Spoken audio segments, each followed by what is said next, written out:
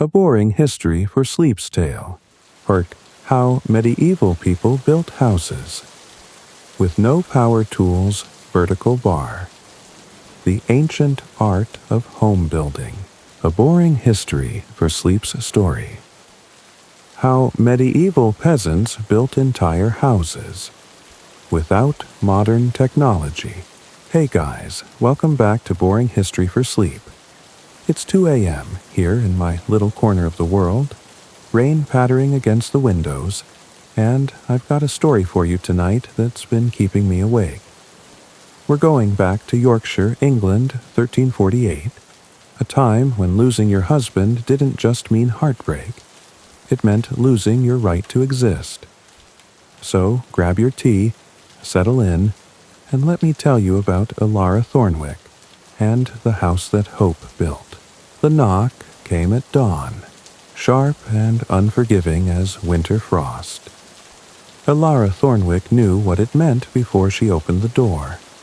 She had been expecting it for 3 days now, ever since they'd lowered Thomas into the ground with the other plague victims.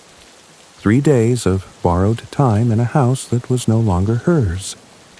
3 days of pretending the world hadn't ended when her husband drew his last rattling breath. Mistress Thornwick. The Reeves man stood on her threshold, his face carefully blank. Behind him waited 2 others, witnesses, she supposed, to make it all proper and legal. "I'm here on behalf of Lord Blackthorn." "I know why you're here, Peter Marsh." Alara's voice came out steadier than she felt. She had known Peter since they were children, had watched him court and marry sweet Mary from the baker's family. Now he wouldn't meet her eyes. "The cottage reverts to his lordship, as you know. The lease was in your husband's name and—" He cleared his throat, the sound harsh in the morning air. "You have until midday to gather your belongings." Your belongings, as if she had any. As if a woman widowed by plague had anything left to call her own. Of course. Alara stepped back from the door, her bare feet silent on the packed earth floor. Midday. She closed the door on their faces and leaned against it, feeling the rough wood against her spine. The cottage felt different now, smaller somehow, as if the walls were already forgetting her. The hearth where she'd cooked Thomas's meals sat cold and empty. The bed where she'd nursed him through his final fever seemed to belong to strangers. This is what it means to be a woman alone, she thought. This is what it means to have nothing. But that wasn't entirely true, was it?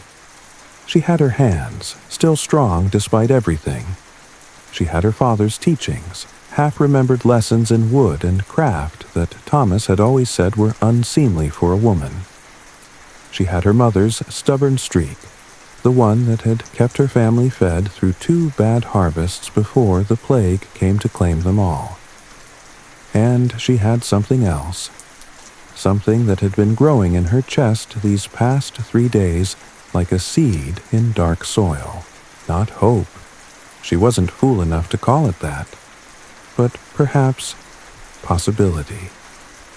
Alara moved through the cottage like a ghost, gathering what little she could call her own.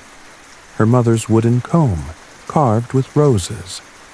The small knife her father had made for her 13th birthday, its handle worn smooth by her hands.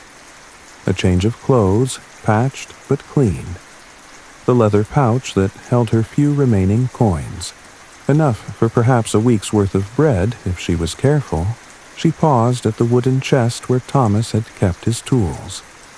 The Reeves men would take those, of course. They belonged to the cottage, to the Lord, to anyone but her. But there, at the bottom, wrapped in oiled cloth, was her father's old plane. Thomas had never known she'd kept it, had never thought to look beneath his own tools for the remnants of her past. The plane fit in her hands like it remembered her. William Carpenter had been her father's name, and he'd lived up to it. Before the fever took him when Alara was 16, he'd taught her to read wood like others read books. "Every tree has a story," he'd told her, guiding her small hands along the grain. "Learn to listen, and you'll never want for work." But that was before she'd married Thomas Miller, before she'd learned that wives didn't work wood, didn't build, didn't create anything but meals and children and clean hearths. Thomas had been a good man, a kind man, but he'd never understood why she sometimes stared at the cottage's beams with such longing. Never knew why she traced the joints with her fingers when she thought no one was looking. Now Thomas was gone, and the cottage was no longer hers, and perhaps it was time to remember who she had been before she became someone's wife. The sun climbed higher as Alara packed her meager possessions into a canvas sack. She could hear the village stirring to life beyond her walls, the baker's oven crackling to life, the smith's hammer beginning its daily rhythm, children's voices calling to each other in the lanes. Normal sounds of a normal day, as if the world hadn't shifted beneath her feet. A softer knock came at the door, and this time Alara opened it to find Marta Weaver standing on her step. The older woman's face was creased with worry, her gray hair escaping from beneath her wimple. "Child," Marta said simply, and opened her arms. Alara fell into them, breathing in the scent of wool and herbs that always clung to Marta's clothes. For a moment, she let herself be small, let herself be held, but only for a moment. "I brought you something." Marta pressed a small bundle into Alara's hands. "Bread and cheese, and a bit of dried meat. It's not much, but it's everything," Alara whispered. "Thank you. Where will you go?" Marta's voice was gentle, but the question hung between them like a blade. Alara straightened, squaring her shoulders. "I don't know yet, but I'll find somewhere." Somewhere. The word felt strange in her mouth, full of possibility and terror in equal measure. Somewhere could be anywhere. Somewhere could be nowhere at all. They stood together in the doorway, watching the village wake up around them. Alara tried to memorize it all.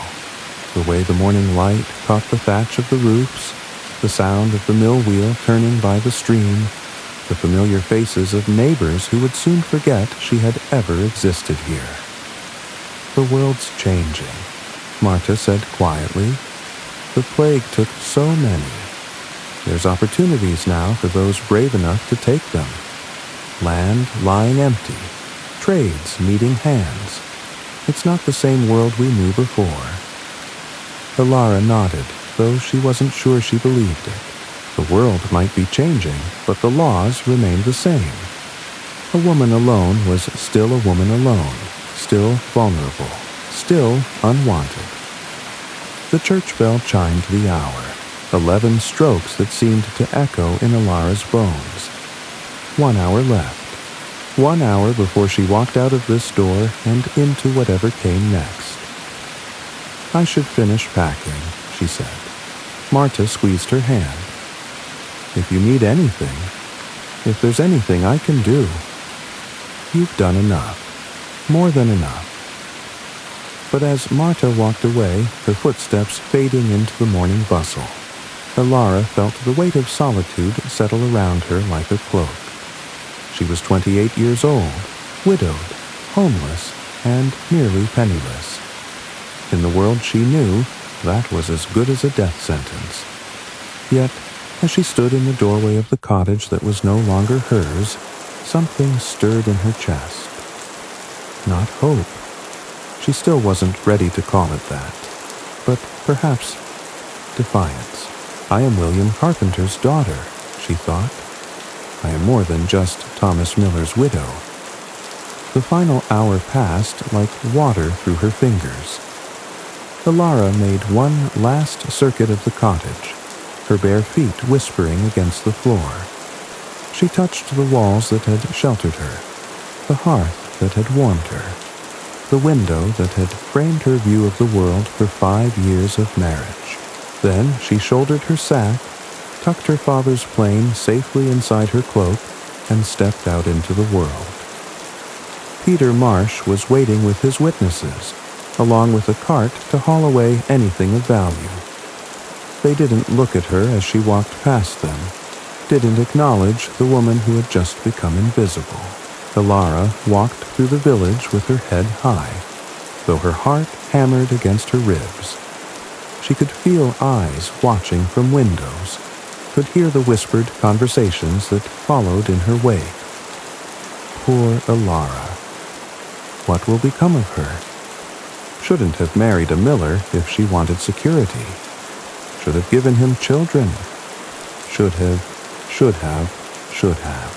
She walked until the village fell away behind her, until the familiar lanes gave way to the broader road that led somewhere, anywhere. The morning was crisp and clear, the kind of day that made promises it might not keep. Alara pulled her cloak tighter around her shoulders and kept walking. By midday, her feet were sore and her stomach was growling. She sat on a stone wall beside the road and ate a small portion of Marta's bread, making it last as long as she could. The countryside stretched around her, rolling hills dotted with sheep, forests dark with autumn shadows.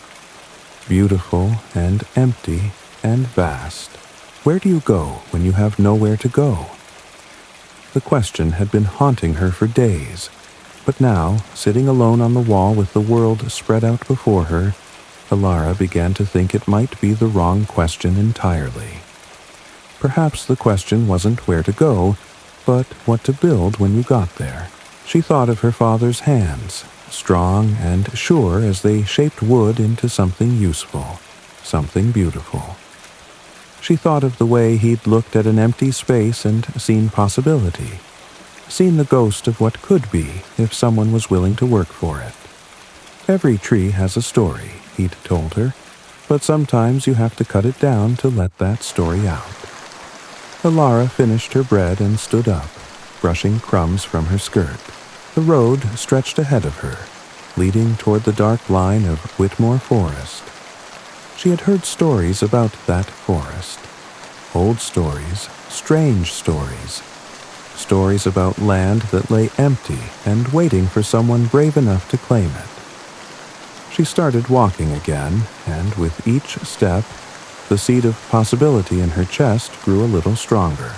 The wedding day came back to her in fragments as she walked. Thomas's nervous smile as he waited at the church door, the weight of her mother's wedding dress on her shoulders, the taste of honey cake sweet on her tongue. But clearest of all was the moment when Thomas had taken her hands and promised, "Our children will never know hunger, Alara. I swear it on my soul." They'd both believed it then. They'd both been so sure that love and hard work were enough to hold back the darkness. But the plague had come anyway, taking first their unborn children, 3 pregnancies that ended in blood and tears, and, finally, Thomas himself. The bitter irony wasn't lost on her now. Their children would never know hunger because they would never exist at all. But perhaps that was the wrong way to think about it. Perhaps the promise could still be kept, just not in the way they'd imagined. Perhaps there were other kinds of children to nurture, other kinds of legacy to build. The sun was beginning its descent toward the western hills when Alara finally stopped walking. Her feet were blistered, her legs ached, and the weight of her possessions seemed to have doubled since morning. But she had reached the edge of Whitmore Forest, and something about the place made her pause. The trees rose before her like the pillars of a great cathedral, their trunks thick with age and their canopy so dense it seemed to swallow the light. There was a path leading into the shadows, worn smooth by centuries of use, but it looked like it hadn't seen travelers in months. My father used to say that the forest was like a cathedral, Ilara thought, remembering his voice with painful clarity. Sacred, full of echoes, and patient. I didn't understand then, but here, among these ancient trees, I could almost hear his voice again. She had two choices. She could continue along the main road, hoping to find some village that might take pity on a homeless widow. Or she could follow the forest path and see where it led. The sensible choice was obvious. The forest was dangerous, especially for a woman alone. There were wolves, bandits, and worse things that hunted in the shadows between the trees. But as Ilara stood at the forest's edge, she found herself thinking about Marta's words. The world's changing. There's opportunities now for those brave enough to take them. Perhaps bravery wasn't about choosing the safe path. Perhaps it was about choosing the path that led somewhere new.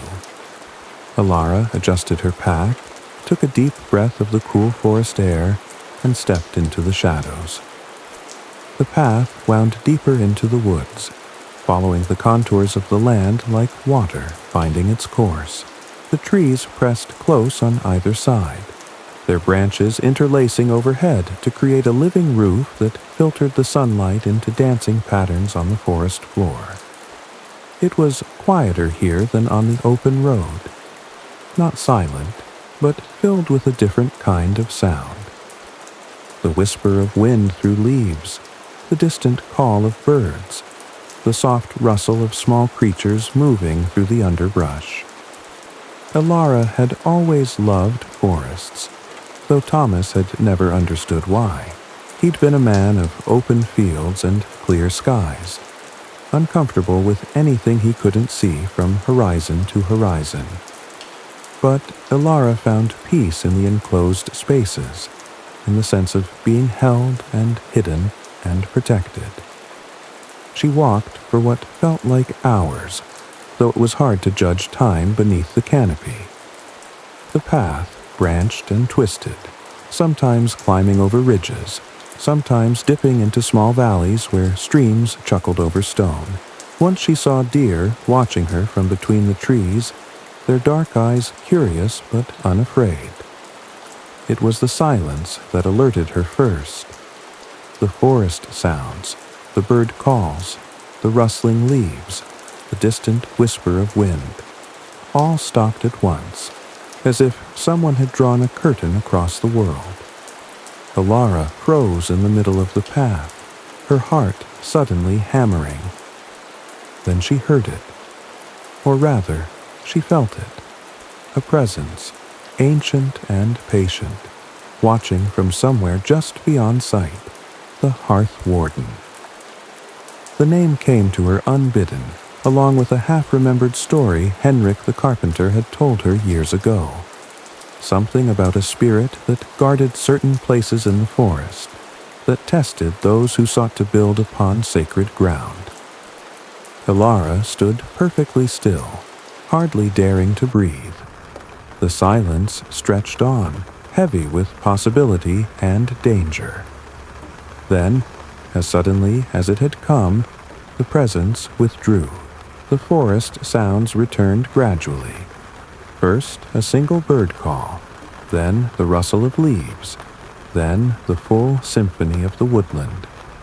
But something had changed. The path ahead seemed different now, more purposeful, and there, just visible through a gap in the trees, was something that made Ilara's breath catch in her throat. A clearing, a perfect circle of open ground, carpeted with soft grass and surrounded by ancient oaks. And in the center of that clearing, barely visible beneath decades of moss and fallen leaves, were the unmistakable lines of old stone foundations. Ilara stepped off the path and into the clearing, her feet silent on the thick grass. The space felt different from the forest around it, lighter somehow, as if the very air held more possibility. She knelt beside the moss-covered stones and brushed away the debris with careful hands. Roman work. She was certain of it, though she couldn't have said how she knew. The stones were cut with a precision that spoke of master craftsmen, fitted together so perfectly that even centuries of weather hadn't shifted them. This had been a house once, a real home with walls and roof and hearth. As Alara traced the outline of the foundation with her fingers, she felt something she hadn't experienced since Thomas's death. Not hope, not yet, but something close to it. A sense of recognition, as if she had been looking for this place her entire life without knowing it. This is where I build, she thought, and the certainty of it surprised her. This is where I make my stand. The sun was setting by the time she finished her initial exploration of the clearing. The foundation was larger than she had first thought, big enough for a proper house, not just a cottage. There was even what looked like the remains of a well near the eastern edge, though it would need to be cleared and tested before she could know if it still held water. Alara made her camp at the edge of the clearing, building a small fire from fallen branches and settling down with her back against one of the great oaks. She ate another small portion of Marta's food and tried to think practically about what came next. She would need permission to build here, assuming the land wasn't already claimed. She would need materials: timber, stone, tools. She would need help because no one built a house alone. And she would need time because winter was coming and shelter was a matter of life and death. But as she sat by her small fire, watching the stars appear through the canopy above, Alara felt something she hadn't felt in months. She felt like herself again, not Thomas's widow, not William Carpenter's daughter, but simply Alara, a woman with hands that could build and a will that refused to break. Tomorrow, she decided, I'll go back to the village and find out who owns this land. I'll make my case, whatever it takes. The fire burned low as the night deepened around her. Alara wrapped herself in her cloak and tried to sleep, but her mind kept turning over possibilities, plans, dreams that seemed almost within reach. Somewhere in the darkness, an owl called, its voice echoing through the trees like a blessing. And, for the first time since Thomas's death, Alara smiled. The morning mist seemed to carry away pieces of who I used to be. I was no longer Thomas's wife, no longer the woman who had lived quietly in the shadow of someone else's dreams.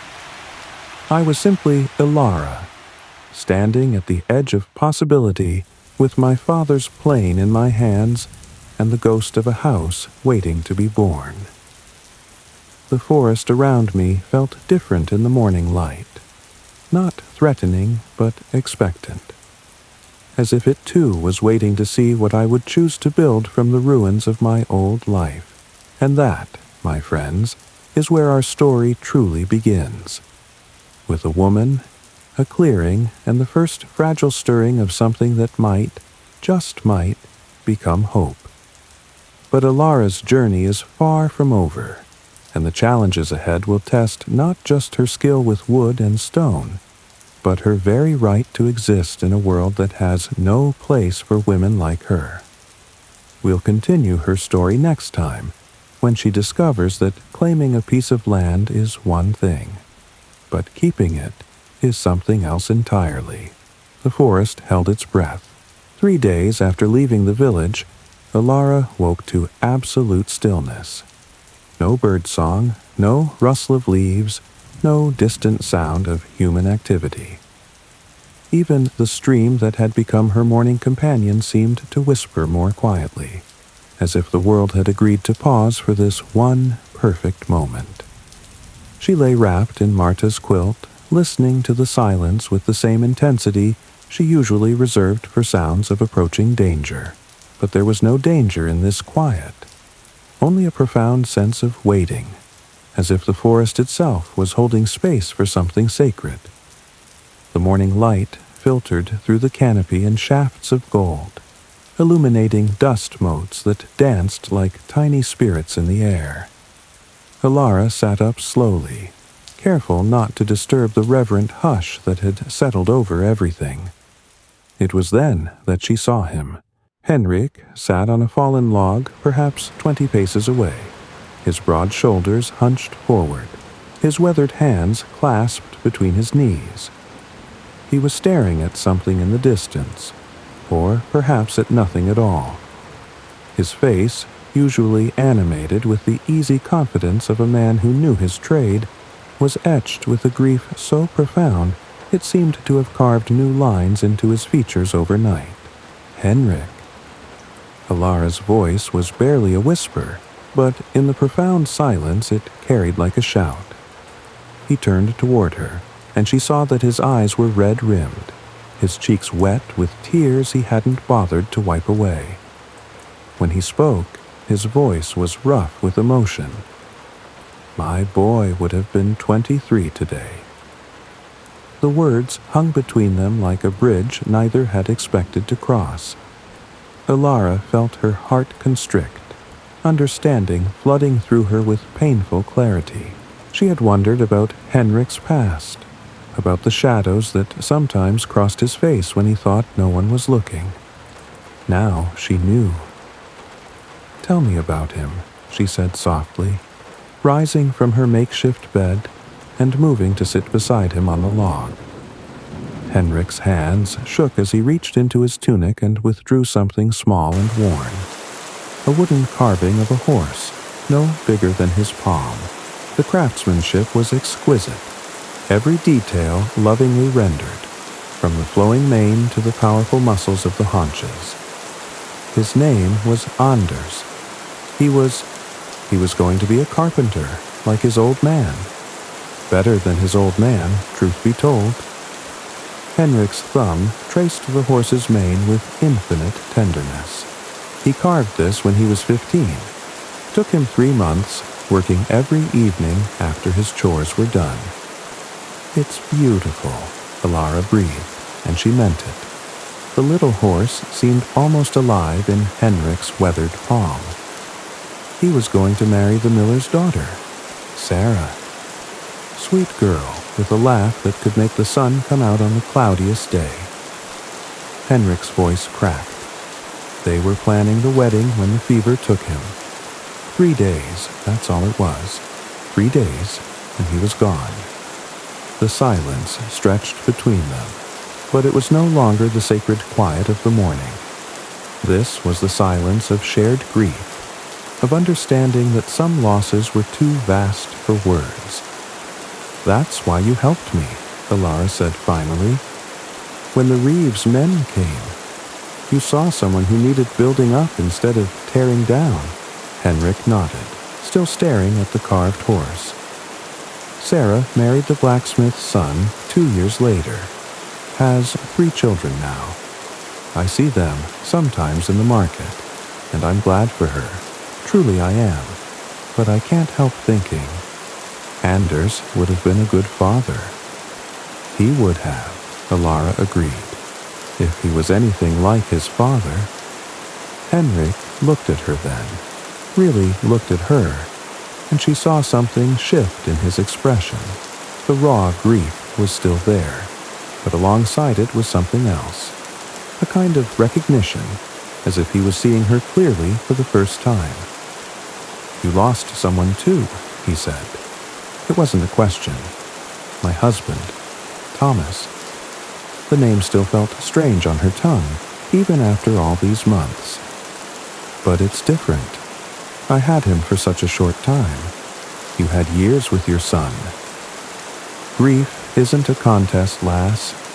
Loss is loss, whether it's 23 years or 23 days. They sat in comfortable silence as the forest slowly began to wake around them. A bird called tentatively from somewhere high in the canopy, as if testing whether the spell of quiet had been broken. Another answered, and then another, until the morning was filled with the familiar symphony of woodland life. I keep his tools, Henrik said suddenly. Anders's tools. I tell myself I'll give them to someone who needs them, someone just starting out. But I never do. Maybe you're not supposed to give them away, Alara suggested. Maybe you're supposed to use them, to build something he would have been proud of. Henrik turned the wooden horse over in his hands, considering her words. Like what? I don't know yet, but when the time comes, you'll know. As if summoned by their conversation, Marta emerged from the trees, her arms full of wild herbs, and her face serene with the particular contentment that came from a successful morning's foraging. She took in the scene. Henrik with his carved horse, Alara sitting close beside him, both of them with the slightly raw look of people who had shared something profound, and simply nodded. The forest provides, she said, settling down beside them and beginning to sort her gathered plants. Sometimes it's food or medicine. Sometimes it's silence when we need to hear ourselves think. Sometimes it's the right company at the right moment. She held up a sprig of something green and aromatic. Wild thyme. Good for clearing the lungs and settling the spirit. I'll make us tea. As Marta busied herself with building a small fire and preparing the herbs, Alara found herself studying Henrik's profile. The grief was still there, would probably always be there, but it seemed somehow lighter now, as if sharing the weight of it had made it more bearable. Thank you, she said quietly. For what? For trusting me with his story, for letting me know him, even just a little. Henrik carefully tucked the wooden horse back into his tunic, close to his heart. Anders would have liked you, I think. He always said the best people were the ones who knew how to listen. The tea, when it came, was fragrant and warming, carrying the wild taste of the forest and something else, something that tasted like hope, like new beginnings, like the possibility that even the deepest wounds could heal if tended with enough care. They drank in companionable silence as the sun climbed higher, burning away the last of the morning mist. The forest had found its voice again, but somehow the sacred quality of the early silence lingered, as if the trees themselves remembered the moment when three wounded souls had found a way to heal together. We should move on soon, Marta said eventually, though there was no urgency in her voice. There's a clearing about 2 hours' walk from here. Good water, sheltered from the wind. A place where we could rest for a few days, plan our next steps. Our next steps? Alara asked. Marta smiled, her weathered face creasing with warmth. Did you think we were going to abandon you now, child? We've come this far together. Besides, she glanced meaningfully at Henrik. I think we all have some building to do. Henrik's hand moved unconsciously to his tunic, where the wooden horse rested against his heart. Aye, he said quietly. I think we do. Hurt. As they packed up their simple camp and prepared to move deeper into the forest, Alara felt a something she hadn't experienced in months.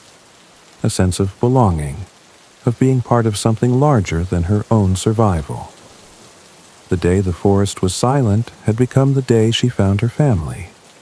Not the one she'd been born into or married into, but the one she'd chosen and been chosen by.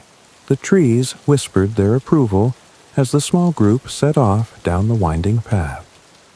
3 figures moving through dappled sunlight toward whatever future awaited them.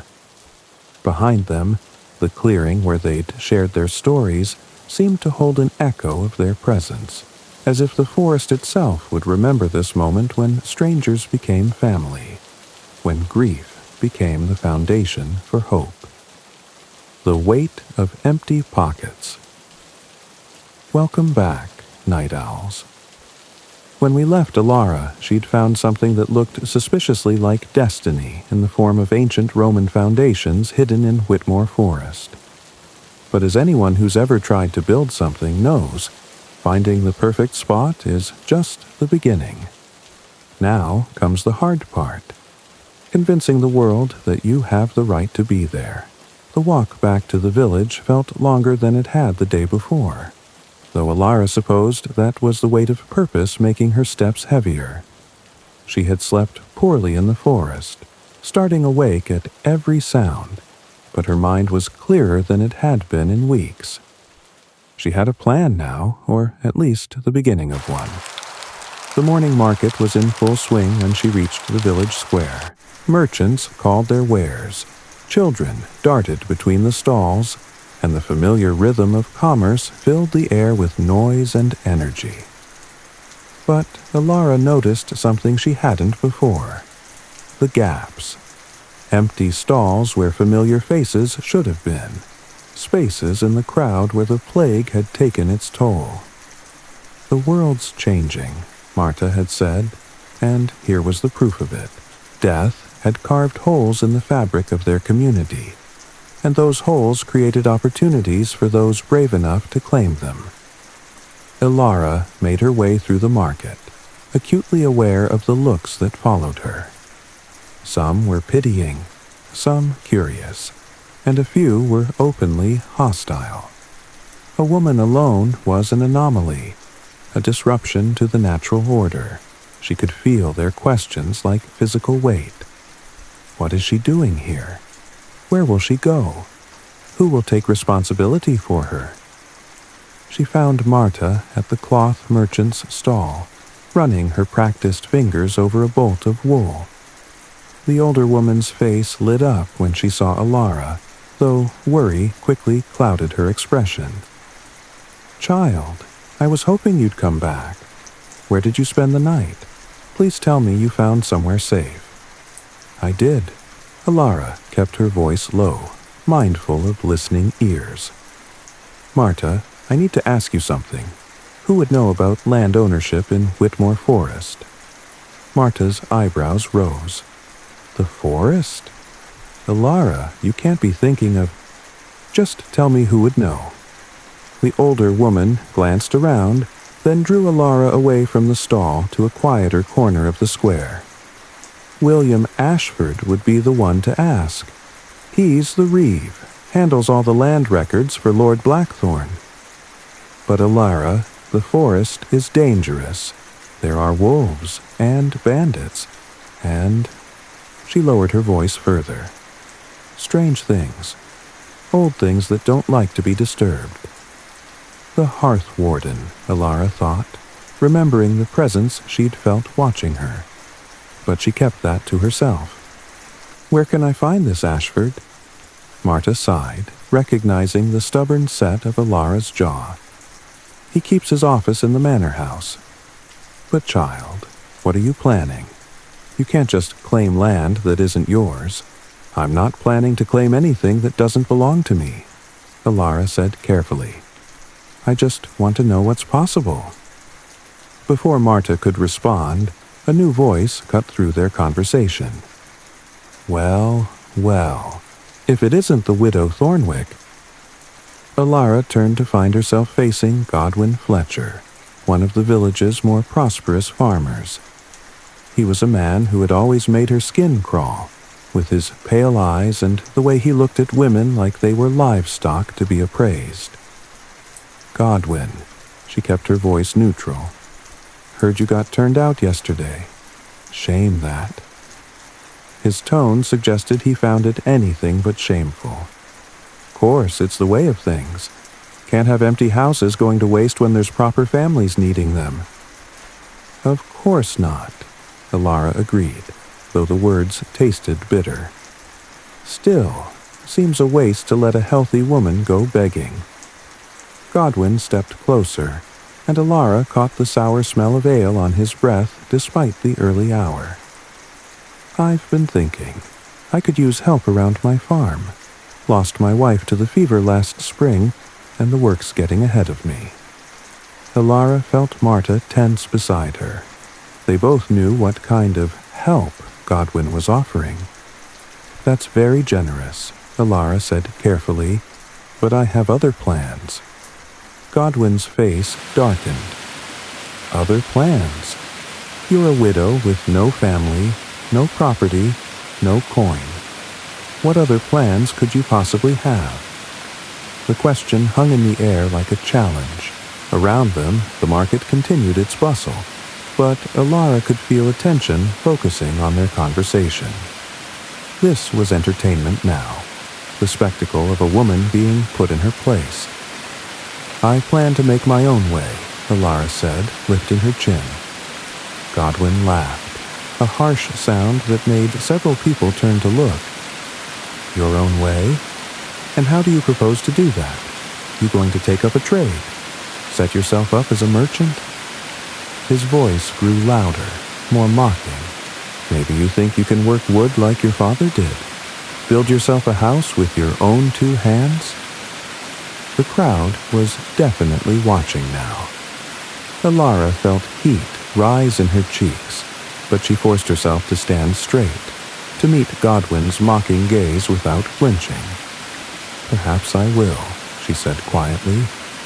The silence that followed was deafening. Then Godwin threw back his head and roared with laughter, and several others joined in. The sound echoed off the buildings around the square, cruel and dismissive. "A woman builder!" Godwin gasped between laughs. "Oh, that's rich! Next you'll be telling us you plan to join the guild, take on apprentices." "The guild would never," someone called from the crowd. "Of course they wouldn't," Godwin agreed. "Woman's got no more business with hammer and chisel than a pig's got with wings." Elara felt something cold and hard settle in her stomach. This was what she would face then, not just poverty or homelessness, but mockery. The assumption that her dreams were so ridiculous they deserved only laughter. But as the crowd continued to chuckle and shake their heads, Elara remembered her father's hands guiding hers on the plane, remembered the satisfaction of shaping wood into something useful and beautiful. She thought of the clearing in the forest, waiting patiently for someone to bring it back to life. "We'll see," she said, and turned away. Godwin's laughter followed her as she walked away, but so did Marta's hand on her arm. "Don't listen to him," the older woman whispered fiercely. "He's a fool and a brute." "But he's not wrong about the guild," Elara replied. "They'd never accept a woman." "Then perhaps it's time for a new way of doing things." Elara glanced at her friend in surprise. Marta's face was set with determination, her gray eyes bright with something that might have been anger. "The plague changed everything," Marta continued. "Half the craftsmen in the county are dead. There's work going undone, houses falling down for lack of skilled hands. Maybe it's time to stop worrying about what's proper and start worrying about what's necessary." They had reached the edge of the square now, where the cobblestones gave way to the dirt road that led toward the manor house. Elara could see the building in the distance, its stone walls and slate roof a testament to wealth and power. "Marta," she said slowly, "what do you know about the old stories, the ones about spirits in the forest?" The older woman's expression grew thoughtful. "You mean the hearth warden? My grandmother used to tell tales about that one. Said it was the ghost of some ancient builder, someone who'd put so much of themselves into their work that they couldn't bear to leave it behind. What did it do? Watched over sacred places, according to the stories. Made sure only the worthy were allowed to build on holy ground." Marta studied Elara's face carefully. "Why do you ask?" "Just curious." But Elara's hand moved unconsciously to her cloak, where her father's plane rested against her ribs. "Tell me about this Reed. What kind of man is he?" "William Ashford." affair, mostly. Lost his own wife and children to the plague, so he knows what it means to lose everything, but he's still beholden to Lord Blackthorn and his lordship. Marta shook her head. Well, let's just say he's not known for his charity toward the unfortunate. They walked in silence for a while, the manor house growing larger before them. It was an impressive structure, built of local stone and designed to intimidate as much as to shelter. Guards stood at the gates, their spears glinting in the morning sun. "Elara," Marta said as they approached the entrance, "whatever you're planning, be careful. The world may be changing, but it's not changed that much. A woman alone is still vulnerable, especially one who challenges the natural order." "I know," Elara squeezed her friend's hand, "but sometimes the only way forward is through." The guards at the gate looked her up and down with obvious skepticism when she asked to see the reeve. One of them, a young man with a sparse beard and suspicious eyes, seemed inclined to turn her away entirely. "The reeve's a busy man," he said. "He doesn't have time for every beggar who comes calling." "I'm not a beggar," Elara replied calmly. "I have business regarding land ownership." "Land ownership?" The guard laughed. "You? What land could you possibly own?" "That's what I'm here to find out." The exchange might have continued indefinitely, but a new voice interrupted from behind the gate. "Let her through, Marcus." Elara looked up to see a man approaching from the manor courtyard. He was perhaps 40 years old, with graying hair and the kind of weathered face that spoke of outdoor work. His clothes were well made but practical, and he carried himself with the quiet authority of someone accustomed to making decisions. "Master Ashford?" Elara asked. "I am, and you're the widow Thornwick, unless I'm much mistaken." He studied her with intelligent brown eyes. "I heard about your situation. I'm sorry for your loss." "Thank you." Elara was surprised by the genuine sympathy in his voice. "I was hoping to speak with you about land records, specifically about Whitmore Forest." Ashford's eyebrows rose slightly. "The forest? That's an unusual request. Come, let's discuss this in my office where we can speak privately." He led her through the courtyard and into the manor house itself. Elara had never been inside such a grand building before, and she tried not to gawk at the tapestries on the walls, the carved wooden screens, the general air of wealth and power that permeated every stone. Ashford's office was a smaller, more practical space filled with ledgers, maps, and the tools of administration. He gestured for her to sit in a chair across from his desk, then settled himself with the air of a man preparing for an interesting conversation. "Now then," he said, "what exactly do you want to know about Whitmore Forest?" Elara took a breath, choosing her words carefully. "I'm interested in whether there are any parcels of land there that might be available for development." Development. Ashford leaned back in his chair, studying her face. "What sort of development did you have in mind?" "A house. A small holding, perhaps. Nothing grand." "I see." Ashford was quiet for a long moment, his fingers steepled before him. "May I ask why you're interested in the forest specifically? It's not exactly prime agricultural land." Elara hesitated. How could she explain the feeling she'd had in the clearing, the sense of rightness that had settled over her like a blessing? How could she describe the presence she'd felt watching her, testing her worthiness? "I found a place," she said finally. "A clearing with old foundations. It felt right." To her surprise, Ashford nodded as if this made perfect sense. "Ah, you found the old Roman site. You know about it?" "Of course. It's marked on the maps, though few people venture that deep into the forest anymore. He pulled out a large parchment and spread it across his desk. Here, see? This clearing, about 3 miles in from the main road. Alara leaned forward, studying the careful lines and notations. There it was, her clearing, marked with symbols she couldn't read but somehow understood. Who owns it? She asked. Technically, Lord Blackthorn, like most of the forest.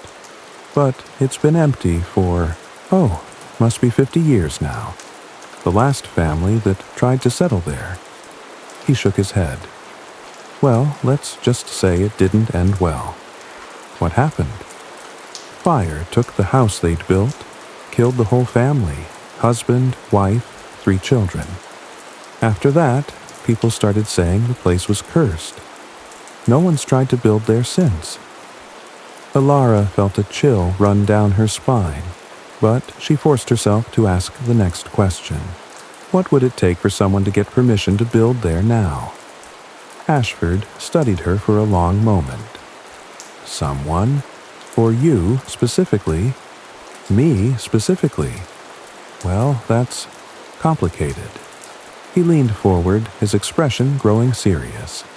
Alara, may I call you Alara? I'm going to be frank with you. A single woman claiming land, especially land in the forest, especially land with a reputation. It's not something that's ever been done before. But is it possible? Legally? Perhaps. Lord Blackthorn has the authority to grant land use rights to whomever he chooses. But practically, Ashford shook his head. He'd need a compelling reason to break with tradition. And you'd need to prove you could actually make use of the land, build something worthwhile. What if I could prove that? How? Alara reached into her cloak and withdrew her father's plane, setting it carefully on the desk between them. The tool gleamed in the lamplight, its wooden handle worn smooth by years of use, its blade sharp and true. Ashford picked up the plane, examining it with the eye of someone who understood craftsmanship. This is beautiful work. Where did you get it? My father made it. William Carpenter. Ah. Understanding dawned in Ashford's eyes. I remember him. Good man, skilled craftsman. He taught you? Some. Before I married. And you think you could build a house? By yourself? Not by myself, no. But I could learn. I could work with others, contribute my share. Alara met his gaze steadily. I'm not asking for charity, Master Ashford. I'm asking for a chance. Ashford was quiet for a long time, turning the plane over in his hands. Finally, he set it down and looked at her directly. The forest land. There's something you should know about it. Something not marked on any map. What? There are conditions attached to that particular parcel. Old conditions, set down by the Romans who first built there. They say the land can only be claimed by someone who builds with their own hands, who puts their own skill and sweat into the work. And he hesitated. The land chooses its own occupants. If it doesn't want you there, it will make that very clear. Alara thought of the presence she'd felt in the forest, the sense of being watched and tested. What if it does want me there? Then you might have a chance. Ashford leaned back in his chair.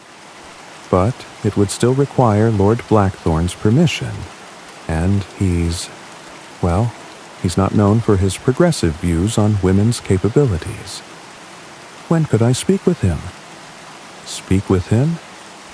Ashford looked startled. Alara, you can't just request an audience with his lordship. There are protocols, procedures. Then, what do you suggest? Ashford was quiet for another long moment, clearly wrestling with something. Finally, he sighed and pulled out a piece of parchment. I'll make you a proposition, he said, dipping his quill in ink. I'll write up a provisional agreement, a temporary permit to use the land for 1 year. If you can build something worthwhile in that time, something that proves your skill and determination, I'll present your case to Lord Blackthorn myself." Alara's heart leaped. "You'd do that?" "I lost my own family to the plague," Ashford said quietly. "My wife, my 2 sons. I know what it means to have the world stripped away from you, to have to start over with nothing. If you're willing to work for it, to prove yourself worthy of it, then perhaps you deserve a chance." He finished writing and handed her the parchment. Alara took it with trembling hands, hardly daring to believe what she was seeing. Official words, official seals, official permission to try. 1 year, Ashford said. "That's all I can give you without his lordship's direct approval. Use it wisely."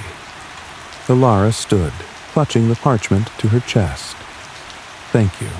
You don't know what this means to me." "I think I do." Ashford stood as well, extending his hand.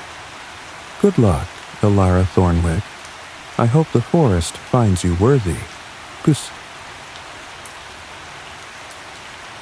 As Alara walked back through the village, the parchment safely tucked inside her cloak, she found herself thinking of her wedding day again. But this time, it wasn't Thomas's promise that echoed in her mind. It was her father's voice, speaking to her on the morning she'd left his house to become a wife. "Remember who you are, little carpenter," he'd whispered as he'd hugged her goodbye. "Marriage is a fine thing, but it shouldn't make you forget your own hands, your own skill. Promise me you'll remember." She'd promised, but then the years had passed, and she'd let herself become smaller, quieter, more conventional. She'd put away her tools and her dreams and learned to be satisfied with keeping house and tending hearth. But now, walking through the market square with permission to build clutched against her heart, she felt like she was finally keeping that old promise. She was remembering who she was. She was remembering her hands. The market was beginning to wind down as Alara made her way back through the square. The morning's energy was fading, replaced by the quieter rhythm of afternoon. She was so lost in her own thoughts, so focused on the miracle of the parchment in her cloak, that she almost missed the voice calling her name. "Alara! Alara, wait!" She turned to see Marta hurrying toward her, her face flushed with exertion and something that might have been excitement. "I've been looking everywhere for you," Marta panted as she caught up. "How did it go with the reeve?" "Better than I dared hope." Alara couldn't keep the smile from her face. "He gave me permission to try." "Permission to try what?" "To build, in the forest. I have a year to prove myself." Marta's eyes widened. "A year? Alara, that's wonderful, but—" her expression grew worried. "A year isn't very long to build a house, and winter's coming. You'll need help, materials, tools." "I know." The magnitude of the task was beginning to sink in, but Alara refused to let doubt creep in. "But I'll find a way. I have to." "Well," Marta said, her voice taking on a determined tone, "you won't be doing it alone." "What do you mean?" "I mean there are others like you. Others who've been pushed to the margins, who need a chance to prove themselves." Marta glanced around, then leaned closer. "There's a group of us who meet sometimes, quietly. We've been talking about the changes, about what might be possible now that the old world's been shaken up." Alara felt a flutter of excitement. "What kind of group?" "People with skills but no standing. Women who know trades but can't practice them. Men who've been cast out for one reason or another. We've been thinking. Maybe it's time to stop waiting for permission and start to taking action. Where do you meet?" "Tonight, after dark, the old grain warehouse by the mill. Can you be there?" Alara nodded, her mind already racing with possibilities. She wasn't alone. There were others who understood what it meant to be pushed aside, who might be willing to help her build something new. "There's something else," Marta said, glancing around again. "Something I heard at the market today, about Godwin Fletcher." "What about him?" "He's been asking questions. About you. About where you went yesterday. And he's been drinking more than usual, talking about how women need to know their place." Marta's expression was grim. "Be careful, Alara. Men like him don't like to be defied, especially not in public." A chill ran down Alara's spine as she remembered Godwin's mocking laughter, the cruel amusement in his eyes. But she squared her shoulders and lifted her chin. "Let him ask his questions. I have work to do." As the afternoon wore on, Alara found herself drawn back toward the forest. She had supplies to gather, plans to make, and only a year to turn her dreams into reality. But first, she wanted to see the clearing again, to stand in that sacred space and truly understand what she was taking on. The walk through the forest felt different this time. The trees seemed less threatening, more welcoming, as if they recognized her right to be there. The path was clearer too, easier to follow, as if it wanted to guide her home. When she reached the clearing, the late afternoon sun was slanting through the canopy, turning the grass golden and making the old stones glow like amber. Alara stood at the edge of the space, taking in every detail with new eyes. This was hers now, at least for a year. This ancient ground, these patient stones, this circle of possibility surrounded by watchful trees. The responsibility of it was overwhelming, but so was the potential. She walked slowly around the perimeter of the old foundation, her father's plane heavy in her hands. The stones were more extensive than she'd first realized. This had been a substantial house, built to last. The Romans had chosen their site well, on slightly elevated ground with good drainage and protection from the worst winds. As she explored, Alara began to see the ghost of what had been and the promise of what could be. A main hall here, with a great hearth for warmth and cooking. Smaller chambers there for privacy and storage. Perhaps even a workshop, where she could practice her craft and teach others. The sun was setting by the time she finished her survey. As darkness gathered in the forest around her, Alara knelt beside the ancient stones and placed her hands flat against their weathered surface. "I don't know if you can hear me," she said quietly, feeling slightly foolish but somehow compelled to speak. "But if you're there, if you're listening, I want you to know that I understand what this place means. I won't take it lightly. I'll build something worthy here, something that honors what came before." For a moment, there was only silence. Then, so faintly she might have imagined it, Alara felt a warmth beneath her palms. The stones seemed to pulse once, like a great heart beating, and she knew with absolute certainty that she had been accepted.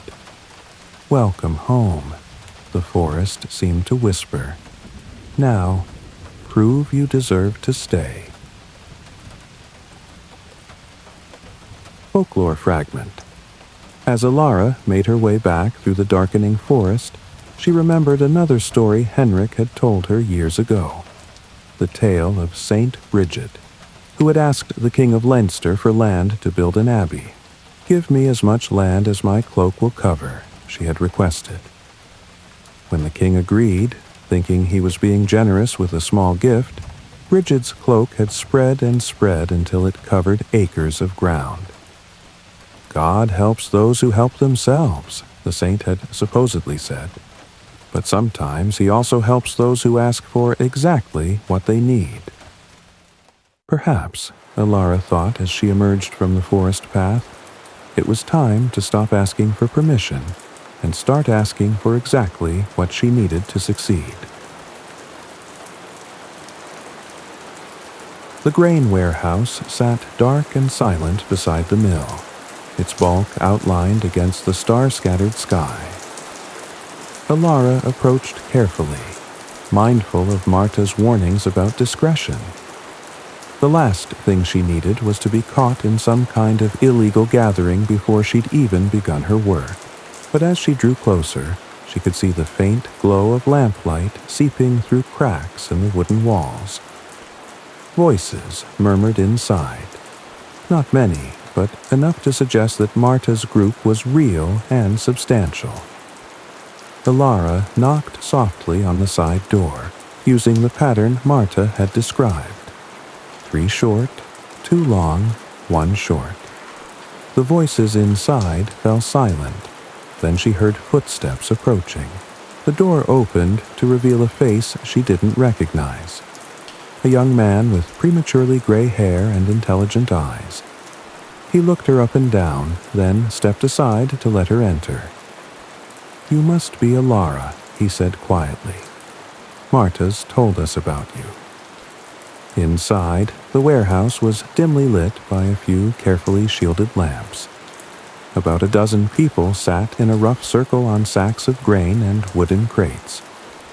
Alara recognized some faces from the village, but others were strangers. "Alara." Marta rose from her seat and came to greet her. "I'm so glad you came. Everyone, this is the woman I was telling you about." A murmur of greeting went around the circle, and Alara found herself the focus of curious but friendly attention. Marta led her to an empty crate and gestured for her to sit. "We were just discussing the changes," Marta explained. "How the plague has created opportunities for those willing to take them." "What kind of opportunities?" Alara asked.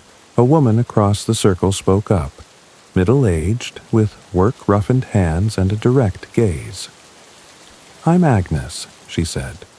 "I know herbs, healing, midwifery, but the guild won't recognize me because I'm a woman. So I practice in secret, help who I can, take payment in food and favors instead of coin." "And I'm Finn," said the young man who had let her in. He shifted position, and Alara saw that his left leg was twisted and withered. "I know metalwork, but no master will take a crippled apprentice, so I work alone, make tools and nails and horseshoes for anyone willing to pay." One by one, the others introduced themselves. A woman who knew weaving but couldn't join the cloth guild. A man who understood stonework but had been blacklisted for some long-ago offense. An elderly fellow who could read and write but had no official position. "We've been thinking," Marta said when the introductions were complete, "about what might be possible if we worked together, pooled our skills, shared our resources, created our own kind of guild, one that doesn't care about gender or status or past mistakes."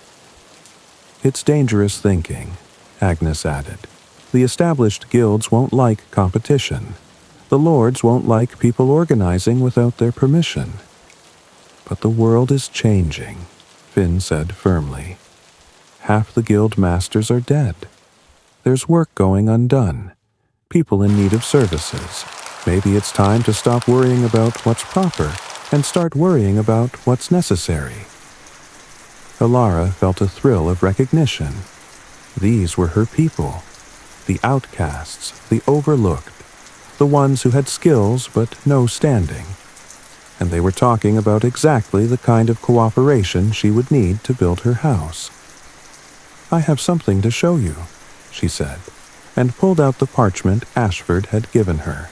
The group passed it around, reading by lamplight, their expressions growing more amazed with each passing moment. "Land rights?" Agnes breathed. "For a year? How did you manage that?" Alara told them about the clearing, about her conversation with Ashford, about the challenge she faced. When she finished, the warehouse was silent except for the distant sound of the mill wheel turning. "A house," Finn said finally. "You want to build an actual house." "I have to.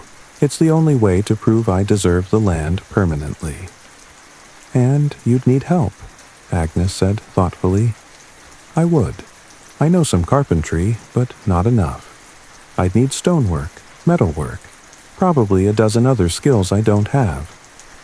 "What could you offer in return?" asked the elderly man who could read and write.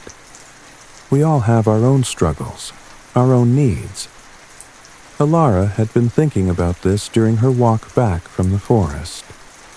"A place," she said simply. "When the house is built, it could be more than just my home. It could be a center, a place where people like us could gather and work and learn from each other. A place where skills matter more than status." The group exchanged glances, and Alara could see the idea taking hold. A place of their own, away from the judgment and restrictions of the village. A place where they could practice their crafts freely, where they could build something new. "It's ambitious," Marta said slowly, "and dangerous. If the established powers decide we're a threat, then we'll face that when it comes," Finn said. "But right now, we have a chance to create something different, something better." "I'm in," Agnes said firmly. "I can help with the stonework, and I know where to find materials. And I can make the tools you'll need," Finn added. "Nails, hinges, whatever metalwork the house requires." One by one, the others voiced their support. Not all of them could contribute directly to the building, but they could offer other services: food, clothing, connections to suppliers. By the time the meeting broke up, Alara had the beginnings of a real plan. As the group dispersed into the night, Marta walked with Alara toward the edge of the village. "You realize what you've started," the older woman said. "This isn't just about building a house anymore. It's about building a community." "I know." Alara looked up at the stars, bright and clear in the autumn sky. "It's bigger than I thought it would be. Scarier, too." "The best things usually are." Marta squeezed her arm. "But you won't be doing it alone. That's the important thing." They parted ways at the village boundary, Marta heading home and Alara returning to the forest. She had decided to spend the night in the clearing again, to begin the process of making it truly hers. As she walked the dark path between the trees, Alara felt the weight of responsibility settling on her shoulders like a cloak. She had a year to build not just a house, but a future. A year to prove that a woman could claim her own space in the world, could create something lasting and meaningful with her own hands. It should have been terrifying. Instead, as she reached the clearing and saw the ancient stones glowing faintly in the starlight, Alara felt something she hadn't experienced in months. She felt hope. Her nature transition. The forest settled around her like a protective embrace as she made her camp beside the old foundations. Night sounds filled the air, the hoot of owls, the rustle of small creatures in the underbrush, the distant howl of wolves that should have frightened her, but somehow didn't. This was her place now, her responsibility and her sanctuary. Tomorrow, the real work would begin. But tonight, she could simply be here, in this circle of possibility, surrounded by the patient presence of ancient trees and older stones. For the first time since Thomas's death, Alara felt like she was exactly where she belonged.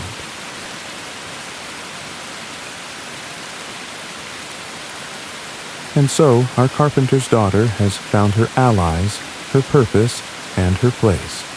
But, as anyone who's ever tried to build something lasting knows, having a plan is one thing. executing it is something else entirely. Next time, we'll follow Alara deeper into Whitmore Forest, where she'll discover that the land holds more secrets than she ever imagined, and that some of those secrets might be exactly what she needs to succeed.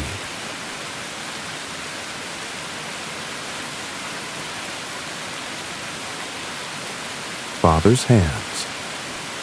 The weight of the axe in her hands brought it all back. Not the grief this time, but something warmer. Something that smelled of wood shavings and her father's patient voice echoing through the years. She was 7 again, standing on a wooden crate in William Carpenter's workshop, her small hands dwarfed by the plane he'd placed in her grip. The tool had felt impossibly heavy then, like holding responsibility itself. Sunlight streamed through the workshop's single window, illuminating the dance of sawdust in the air, turning the whole space golden and magical. "Feel the grain, little sparrow," he'd whispered, his calloused hands covering hers, guiding her fingers along the wood's surface. Every piece of timber has a song. You just have to learn to listen. She'd pressed too hard that first time, eager to prove herself worthy of his attention, gouging the oak instead of smoothing it. The ugly scar in the wood had seemed like a failure of the worst kind, and her eyes had filled with frustrated tears that she'd tried desperately to hide, but her father had only chuckled. That deep, rumbling sound that made everything feel safe, that could chase away nightmares and soothe scraped knees and make the world right again. Wood forgives Alara. It wants to be shaped, wants to become something beautiful. But you have to trust it first. Trust yourself. He'd guided her hands again, slower this time, his patience as infinite as summer afternoons. There, do you feel that? The way it wants to curl away from the blade? That's the wood talking to you. It's telling you which way it wants to go. The shaving that curled away from the plane that second time had been perfect, thin as parchment, smooth as silk. She'd held it up to the light, marveling at how something so simple could feel like such an achievement. Every builder has to learn that lesson, her father had said, ruffling her hair with fingers that smelled of linseed oil and honest work. The wood knows what it wants to become. Our job is just to help it get there. Now, 21 years later, standing in a forest that might become her salvation, Alara closed her eyes and listened. The oak before her seemed to hum with possibility, its grain singing the same patient song her father had taught her to hear. She could feel the tree's life in the weight of the axe, could sense the home it wanted to become. "I'm listening, Papa," she whispered to the morning air, her voice carrying all the love and loss and hope she'd carried since his death. "I'm finally listening." When she swung the axe, it sang through the air with perfect balance, biting into the wood with the clean sound of purpose finding its mark. The tree seemed to sigh as it began its transformation, ready to become shelter, ready to become home. Her father's hands lived on in hers, and for the first time since Thomas's death, that felt like blessing instead of burden. Where wolves fear to tread. Welcome back to another sleepless night, my friends. When we left Alara, she'd gathered her unlikely band of allies and claimed her circle of ancient stones. But, as any builder will tell you, understanding your foundation is just the beginning. Tonight, we delve deeper into Whitmore Forest, where the trees hold memories older than kingdoms, and where Alara will discover that some permissions can't be granted by earthly authorities. The morning came soft and gray, filtered through the canopy above Alara's makeshift camp. She woke to the sound of bird song and the gentle whisper of wind through leaves. feeling more rested than she had in weeks, despite sleeping on the hard ground. There was something about this place that settled into her bones, that made her feel safe in a way she hadn't experienced since childhood. She broke her fast with the last of Marta's bread and a handful of late blackberries she'd found growing at the forest's edge, then set about exploring her new domain more thoroughly. Yesterday had been about claiming the space. Today was about understanding it. The clearing was roughly circular, perhaps 60 feet across at its widest point. The Roman foundations formed a rectangle in the center, with what looked like the remains of outbuildings scattered around the perimeter. Alara walked the boundaries slowly, her father's plane tucked securely in her belt, taking note of every detail. The well she'd noticed yesterday proved to be in better condition than she'd hoped. When she cleared away the fallen leaves and debris, she could see water glinting far below. She dropped a pebble and counted. 1, 2, 3 before hearing the splash. Deep enough to be reliable, shallow enough to be manageable. My father used to say that the forest was like a cathedral, she thought as she knelt beside the well's stone rim. Sacred, full of echoes, and patient. I didn't understand then, but here, among these lichen-covered stones, I could almost hear his voice again. Good water makes a good home, William Carpenter had told her when she was small, teaching her to read the signs of a worthy building site. Without it, all your fine craftsmanship means nothing. As if summoned by the memory, she heard her father's voice as clearly as if he stood beside her. Feel the land, little carpenter. Let it tell you its secrets. Alara placed her hands flat on the ground and closed her eyes, trying to sense what lay beneath the surface. The soil felt rich and well drained, with the solid presence of bedrock not far below. Good foundation material. The clearing sloped gently toward the south, perfect for catching winter sun and shedding rain. But there was something else, something harder to define. A sense of watchfulness, as if the land itself was aware of her presence, evaluating her worthiness. She opened her eyes and found herself looking directly at a massive oak tree that stood at the northern edge of the clearing. It was ancient beyond measure, its trunk so wide that 6 people holding hands couldn't have encircled it. The bark was deeply furrowed with age, and its branches spread like protective arms over nearly a quarter of the open space. That tree was old when the Romans built here, Alara realized. It's seen everything. The rise and fall of empires, the coming and going of families, the slow dance of seasons across centuries. She approached the oak slowly, feeling increasingly like she was walking toward something sacred. The closer she got, the stronger the sense of presence became. Not threatening exactly, but significant.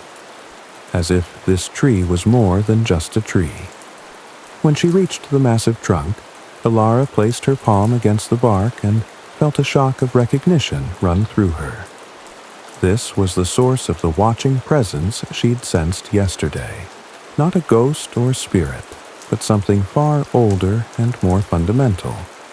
The tree itself, ancient and aware and deeply rooted in the sacred nature of this place. The hearth warden, she thought, remembering Henrik's old stories. Not a ghost at all, but a guardian, a living witness to all who've tried to build here. I know you're listening, she said quietly, feeling only slightly foolish for speaking to a tree. I know you're watching. I want you to know that I understand what this place means. I won't dishonor it. For a moment, nothing happened. Then, so subtly she might have imagined it, she felt the bark warm beneath her palm. A sense of, not approval exactly, but acknowledgement. The tree knew she was there, knew her intentions, and was willing to reserve judgment. Henrik once told of a spirit that guards the forest clearing, she remembered. The Hearth Warden, who lets only the true-hearted build upon lost land. Well, she would have to prove herself true-hearted then. The tree would watch and judge, and ultimately decide whether she was worthy of this sacred ground. Alara spent the morning exploring the rest of the clearing, mapping out the remains of the old settlement. Besides the main house foundation, she found traces of what might have been a workshop, a storage building, and even what looked like the remnants of a small chapel. The Romans had built a complete community here, not just a single dwelling. The discovery filled her with both excitement and trepidation. This wasn't just about building a house anymore. It was about rebuilding a place that had once been home to many people. The responsibility of that felt enormous. As the sun climbed higher, Alara decided to explore beyond the clearing. If she was going to build here, she needed to understand the surrounding forest, what resources it offered, what dangers it might hold, what secrets it kept. She chose a path that led deeper into the woods, away from the route she'd taken to reach the clearing. The trees here were even older and larger, their canopy so thick that the forest floor existed in a perpetual green twilight. Moss covered everything: the ground, the fallen logs, even the lower branches of the trees, creating a soft, muffled world that seemed to exist outside of normal time. The path was barely visible, more of a deer track than a human road, but it led steadily upward toward what Alara hoped might be higher ground. She wanted to get a sense of the forest's geography, to understand how her clearing fit into the larger landscape. As she climbed, the character of the forest began to change. The massive oaks gave way to stands of pine and birch, and occasional clearings opened up where lightning or windstorms had brought down the giants. In these gaps, younger trees struggled toward the light, creating dense thickets that would have been impassable without the narrow path. It was in one of these clearings that Alara first noticed the silence. She had been walking for perhaps an hour, lost in thought and planning, when she realized that the normal sounds of the forest had stopped. No bird calls, no rustle of small animals in the underbrush, no whisper of wind through leaves. Even her own footsteps seemed muffled, as if the very air had grown thick and still. Alara froze in the middle of the path, her heart suddenly hammering. This was the same unnatural quiet she'd experienced yesterday when she first approached the clearing. But this time, it felt different, more expectant. She looked around slowly, trying to identify the source of her unease. The clearing was perhaps 50 feet across, filled with the stumps of long-dead trees and carpeted with thick grass. At first glance, it seemed perfectly ordinary. But as her eyes adjusted to the filtered light, she began to notice details that made her breath catch. There, half hidden by moss and fallen leaves, were more stones. Not Roman work this time, but something far older. Rough-hewn blocks arranged in what might once have been a circle, now mostly tumbled and overgrown. And in the center of that ancient circle, rising from the earth like a finger pointing toward the sky, stood a single standing stone. A stone circle, Alara thought, her mouth suddenly dry. This is a sacred place, a place of the old religion from before the Romans, before the Christians, before anyone. She approached the stone slowly, feeling the weight of ages pressing down around her. The monolith was perhaps 8 feet tall and 3 feet wide, carved from some dark stone that seemed to absorb rather than reflect light. Its surface was covered with symbols, spirals and lines and shapes that might have been letters in some forgotten language. As she drew closer, Alara could feel power radiating from the stone like heat from a forge.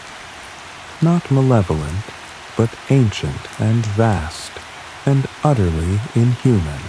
This was a place where the old gods had been worshipped, where rituals older than memory had been performed under starlit skies. The silence wasn't empty, she realized. It was full of waiting, of possibility, of something ancient stirring to life. She reached out tentatively to touch the stone, then pulled her hand back.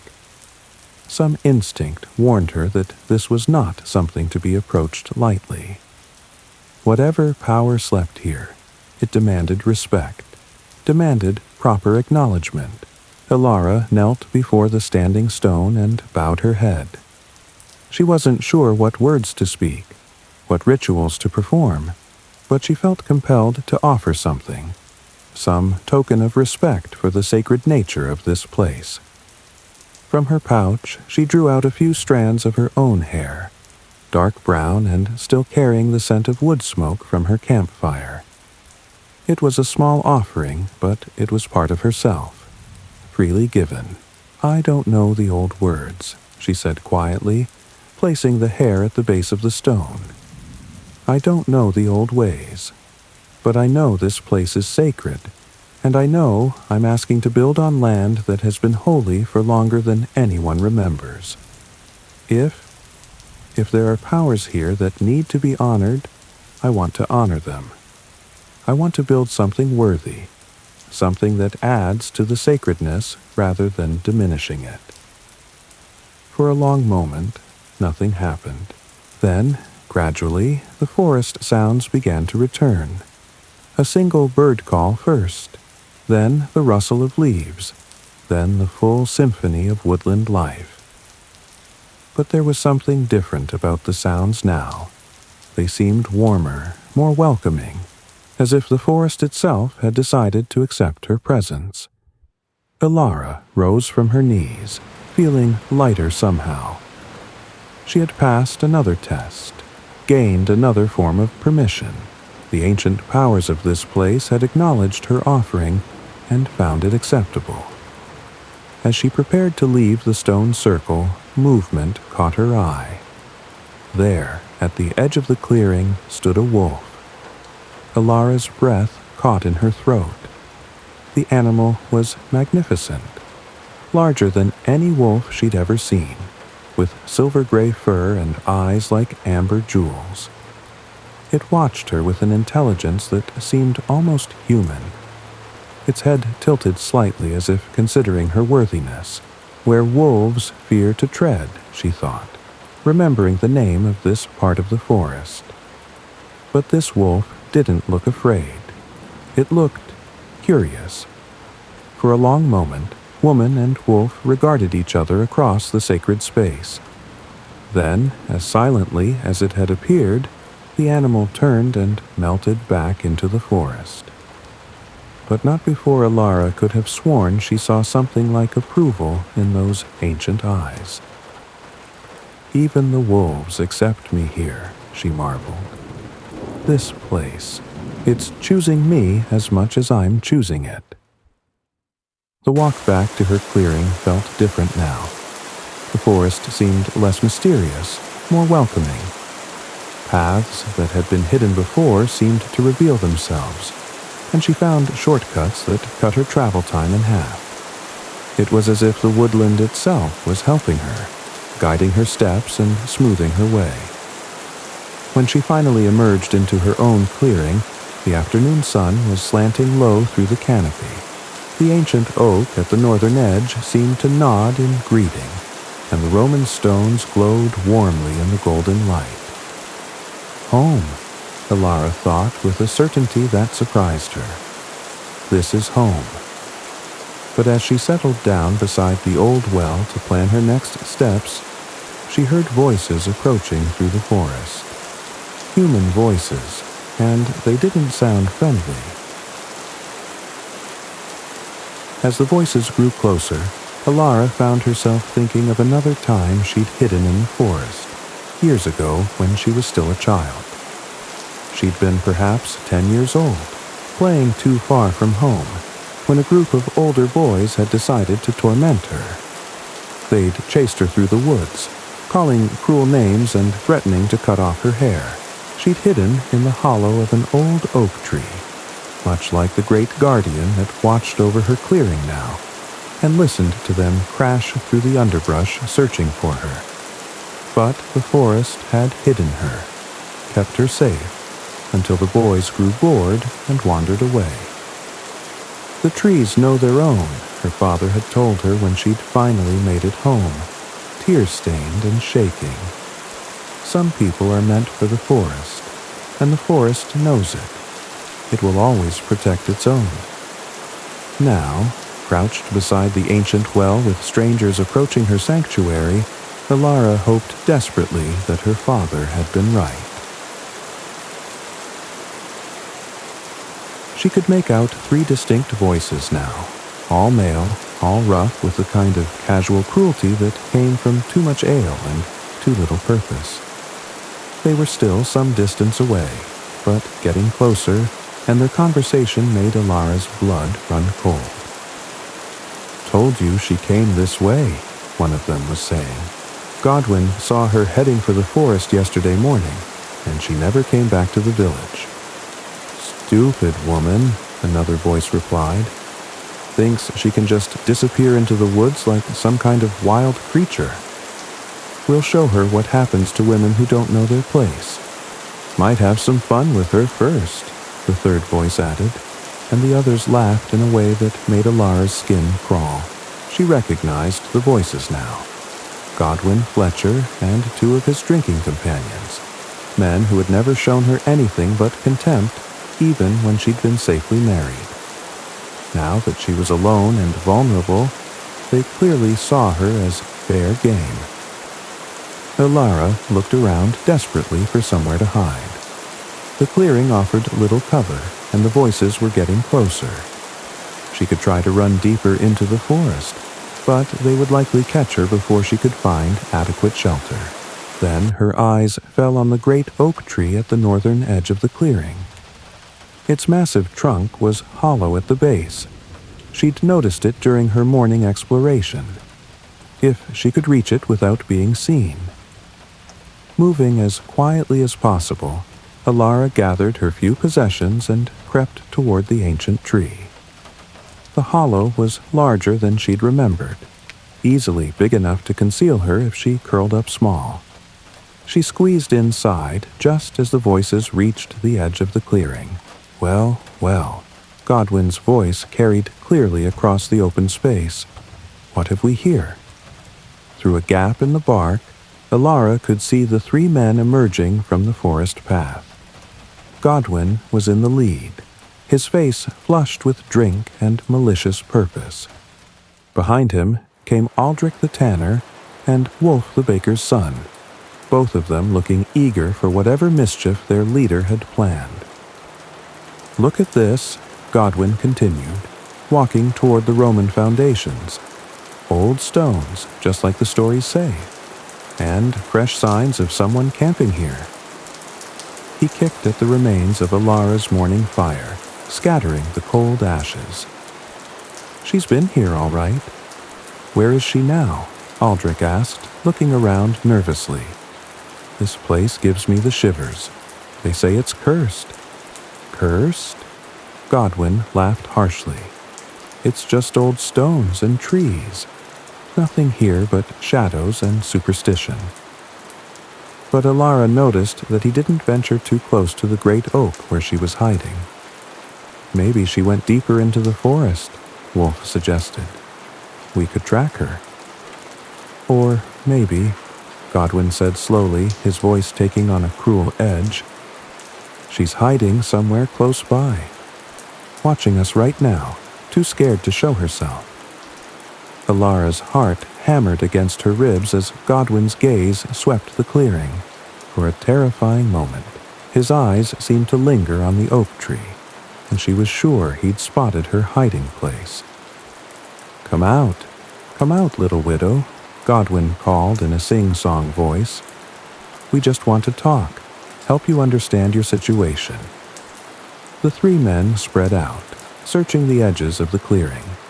They poked through the ruins of the outbuildings, peered behind fallen logs, and generally made enough noise to wake the dead. But they gave the great oak a wide berth, as if some instinct warned them away from its ancient presence. "She's not here," Aldrich said after they'd completed their search. "Must have gone deeper into the woods." "Then we follow," Godwin replied grimly. "Can't have her thinking she can just run away from her responsibilities." "What responsibilities?" Wolf asked. "She's a widow. Got no husband, no family, no property." "Exactly." Godwin's smile was ugly, which means she needs someone to look after her, make sure she doesn't get into trouble. The implication was clear, and Alara felt sick. These men saw her homelessness not as a tragedy, but as an opportunity. Without the protection of marriage or family, she was fair game for whatever they wanted to do to her. "Come on," Godwin said, heading toward one of the forest paths. "She can't have gone far on foot." But as the three men approached the tree line, something extraordinary happened. The forest itself seemed to rise up against them. Branches that had been clear moments before suddenly blocked their path. Roots that had been level with the ground became obstacles that sent them stumbling. Thorns appeared where none had been before, catching at their clothes and skin. "What in hell's name?"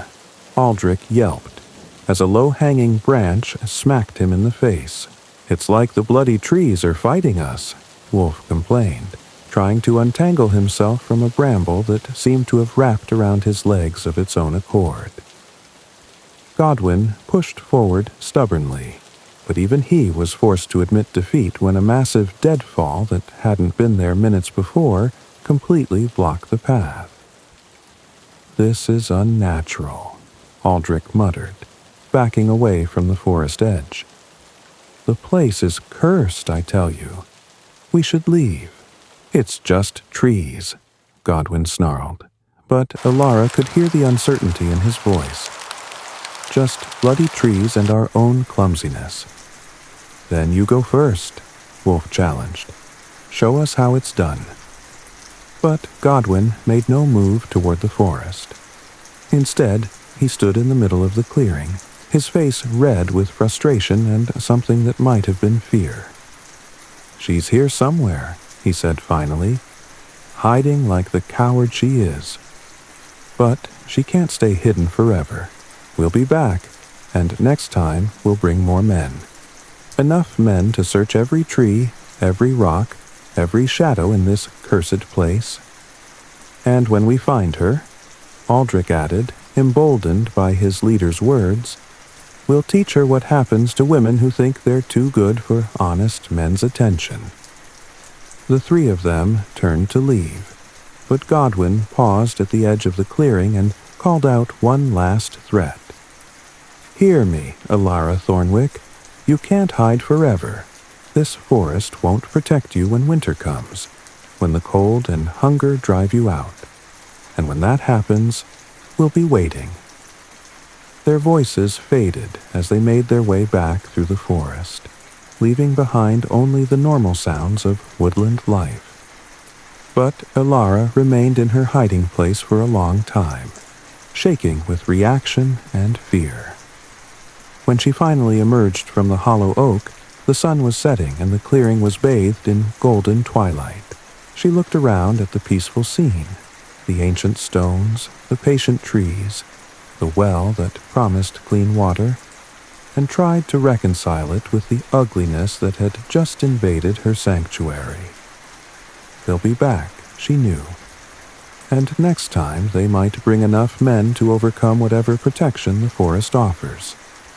But as she stood there in the fading light, Alara felt the presence of the great oak behind her, solid and reassuring. The tree had hidden her, protected her, just as the forest paths had confused and thwarted her pursuers. The trees know their own, her father had said. The forest will always protect its own. Perhaps she wasn't as alone as she'd thought. Perhaps she had allies more ancient and powerful than any human help she might gather. As if in response to her thoughts, she heard a sound that made her breath catch. The howl of a wolf, long and mournful and somehow reassuring. It was answered by another howl, then another, until the entire forest seemed to ring with their voices. The wolves are singing, Alara realized. Singing to let me know I'm not alone. She walked to the center of the clearing and knelt beside the Roman foundations, placing her hands flat on the ancient stones. They were warm to the touch, as if they held the memory of all the fires that had burned in hearths built upon them. I understand now, she said quietly. This isn't just about building a house. It's about proving that I belong here, that I'm worthy of the protection you are offering. I won't let you down. The stones seemed to pulse once beneath her palms, and Alara knew she had made another promise. Not just to herself or to her human allies, but to the ancient powers that watched over this sacred place. Tomorrow, she decided, I begin building in earnest. Not just walls and roof, but a life worthy of this sanctuary. As the stars appeared overhead, filtering down through the canopy of the great oak, Alara made her camp beside the old foundations. She built her fire carefully, using only fallen wood and taking care not to damage any living tree. The flames danced and crackled, casting warm light on the ancient stones and making the clearing feel like the home it was destined to become. Before she slept, Alara took out her father's plane and held it in her hands, feeling the smooth wood and sharp steel that would help her transform her dreams into reality. Tomorrow would bring new challenges, new tests of her worthiness and determination. But tonight, surrounded by the protective presence of ancient trees and older stones, she felt something she hadn't experienced since Thomas's death. She felt safe. Folklore fragment. As sleep finally claimed her, Alara remembered one last story Henrik had told her about the hearth warden. According to the old carpenter, the guardian spirit had once been human, a master builder who had loved his craft so much that he'd poured his very soul into the structures he created. When his mortal body failed, Henrik had said, his spirit remained, bound to the sacred places he'd helped to build. Now he watches over all who seek to create rather than destroy, to build rather than tear down. But he tests them first, to make sure they're worthy of the gift. What kind of tests? Young Alara had asked. The kind that matter, Henrik had replied. Tests of courage, of skill, of heart. The hearth warden doesn't care about your birth or your gender or your wealth. He only cares whether you have the soul of a true builder. Now, lying beside the ancient foundations with her father's plane clutched to her chest, Alara wondered if she was in the middle of just such a test. If so, she was determined to prove herself worthy.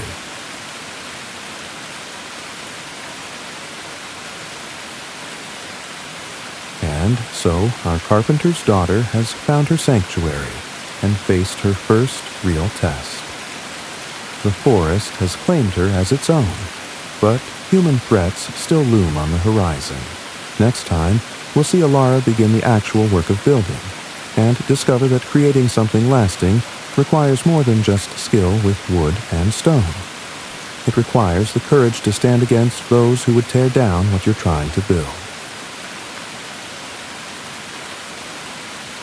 The Reeves Bargain. Welcome back, fellow insomniacs.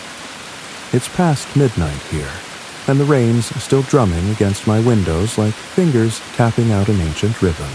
When we left Alara, she'd found sanctuary in the sacred grove. But sanctuary and safety aren't quite the same thing, are they?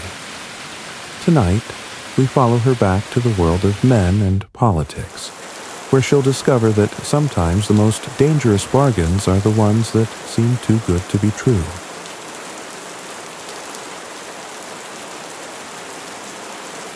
The morning brought with it a decision that Ilara had been dreading.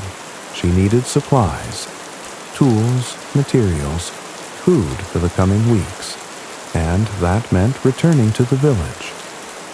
After yesterday's encounter with Godwin and his companions, the thought of leaving her forest sanctuary filled her with unease. But she couldn't build a house with good intentions alone. Alara broke her fast with the last of her provisions, then carefully banked her fire and gathered her few possessions. The great oak seemed to watch her preparations with ancient patience, and she found herself speaking to it as she worked. "I'll be back before nightfall," she promised, feeling only slightly foolish for talking to a tree. "This is home now. I won't abandon it." The walk back to the village felt longer than usual, weighted with apprehension. Every shadow between the trees might hide watchers. Every rustle in the underbrush might herald pursuit. But the forest paths remained clear and welcoming, and she encountered no one on the journey. The village was bustling with mid-morning activity when she arrived. Market day was in full swing, and the square was crowded with merchants, farmers, and townspeople going about their daily business.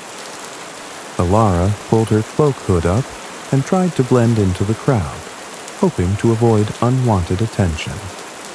Her first stop was the blacksmith's forge, where she hoped to find Finn working.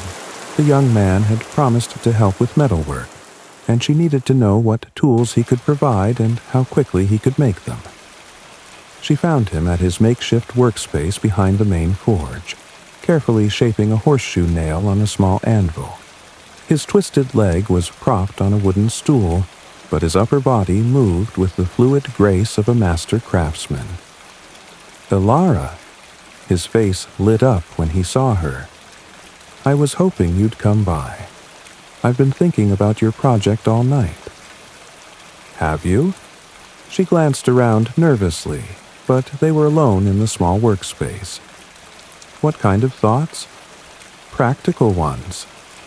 Finn set down his hammer and reached for a piece of parchment covered with sketches. "I've been making a list of what you'll need. Nails, obviously, but also hinges, brackets, maybe some iron strapping for reinforcement. How big is this house going to be?" Alara described the Roman foundations, and Finn's eyes grew wide with interest. "That's substantial work," he said. "You'll need more help than just our little group can provide. Have you thought about how you're going to manage the heavy construction?" "One problem at a time," Alara replied, though the question had been keeping her awake at night. "Can you make what I need?" "Most of it, yes. But it'll take time and I'll need iron stock. That means dealing with Master Aldwin at the main forge, and he's—" Finn grimaced. "Well, let's just say he's not sympathetic to irregular arrangements." "What kind of irregular arrangements?" "The kind where a crippled apprentice makes tools for a woman who thinks she can build houses." Alara felt a familiar stab of frustration. Even here, among her allies, the world's prejudices intruded. "What do you suggest?" "Leave it to me," Finn said with a grin that didn't quite hide his worry. "I have some ideas. But, Alara, be careful. Word's getting around about your forest adventure. Not everyone's happy about it." Before she could ask what he meant, voices approached from the main forge. Finn quickly covered his sketches and picked up his hammer, returning to his work with studied casualness. "Telling you, it's unnatural. a voice was saying as two men entered the workspace. A woman living alone in the forest, like some kind of wild creature. Ilara recognized the speaker, Master Aldwin, the village's head blacksmith. He was a large man with graying hair and the kind of conservative views that made change seem like personal insult. "Morning, Master Aldwin," Finn said carefully. "Just finishing up those nails you ordered." Aldwin grunted acknowledgement. Then his eyes fell on Ilara. His expression darkened immediately. You're the Thornwick widow." "I am." Ilara kept her voice steady despite her racing heart. "Heard you've been causing trouble, filling people's heads with nonsense about women doing men's work." "I haven't been causing any trouble," Ilara replied. "I've been trying to make an honest living." "Honest living?" Aldwin's laugh was harsh. "What's honest about a woman pretending she can build houses? What's honest about corrupting good craftsmen with your foolish notions?" He shot a meaningful look at Finn, who kept his eyes fixed on his work. The message was clear. Association with Ilara could cost the young man his already precarious position. "I think there's been a misunderstanding," Ilara began, but Aldwin cut her off. "No misunderstanding. You're a disruption, plain and simple. A woman without proper guidance, spreading ideas that go against the natural order." He stepped closer, using his size to intimidate. "My advice? Find yourself a husband quickly, before you bring shame on this entire community. And if I choose not to take your advice?" Aldwin's face reddened. "Then you'll find that this village has ways of dealing with troublemakers, ways that don't require the Lord's permission or the Reeve's approval." The threat was unmistakable. Ilara felt cold fear settle in her stomach, but she forced herself to stand straight and meet Aldwin's hostile gaze. "I see. Thank you for making your position clear." She turned to leave, but Aldwin's voice followed her. "This isn't over, widow. Mark my words, this isn't over." Ilara walked away with as much dignity as she could muster, but her hands were shaking by the time she reached the market square. The encounter had shaken her more than she wanted to admit. If Master Aldwin represented the village's attitude toward her plans, she was in more trouble than she'd realized. "Focus on what you can control," she told herself. "Find the people who will help, and worry about the others later." Her next stop was the cloth merchant's stall, where she hoped to find Marta. But instead of her friend, she found a scene that made her blood run cold. Marta was there, but she wasn't alone. Godwin Fletcher stood beside the stall, his hand gripping the older woman's arm with obvious force. His two companions from yesterday flanked him, and all three men wore expressions of ugly determination. "Sure you don't know where she's hiding?" Godwin was saying as Ilara approached. "After all, you two are such good friends." "I told you I don't know," Marta replied, but her voice was strained with pain. "She left the village yesterday. I haven't seen her since." "Lying to protect her won't help anyone," Godwin continued. "We know she's somewhere in the forest. It's just a matter of time before we find her." Ilara felt rage boil up inside her. Bad enough that these men threatened her, but involving Marta was unforgivable. Before she could think better of it, she stepped out of the crowd. Let her go. All four people turned toward her voice. Marta's face went white with fear, while Godwin's lit up with malicious satisfaction. "Well, well," he said, releasing Marta's arm. "Look what the forest spat out." "I said, let her go. Your quarrel is with me, not her." "True enough." Godwin stepped away from the stall, his companions moving to flank him. "We've been looking for you, widow. Time we had a proper conversation. The market square had gone quiet around them. Alara could feel dozens of eyes watching, but no one moved to intervene. This was entertainment now, a spectacle to break up the monotony of daily life. "What do you want?" Alara asked, though she already knew the answer. "Want?" Godwin's smile was predatory. "I want you to stop this foolishness about building houses and living alone in the forest. I want you to accept the generous offer I made yesterday. Come work for me. Let me provide for you like a proper woman should be provided for. And if I refuse, then things get unpleasant. For you, and for anyone foolish enough to help you." The threat to her allies was clear. Alara felt trapped, caught between her own safety and the welfare of people she cared about. But before she could respond, a new voice cut through the tension. "Is there a problem here?" Everyone turned to see William Ashford approaching through the crowd. The Reeves' expression was carefully neutral, but his eyes were sharp as they took in the scene. "No problem, Master Ashford," Godwin said quickly. "Just having a friendly conversation with the widow here." "Friendly?" Ashford's gaze moved to Marta, who was rubbing her bruised arm. "It doesn't look particularly friendly from where I stand." "Just a misunderstanding," Godwin insisted. "Nothing that concerns the Lord's business."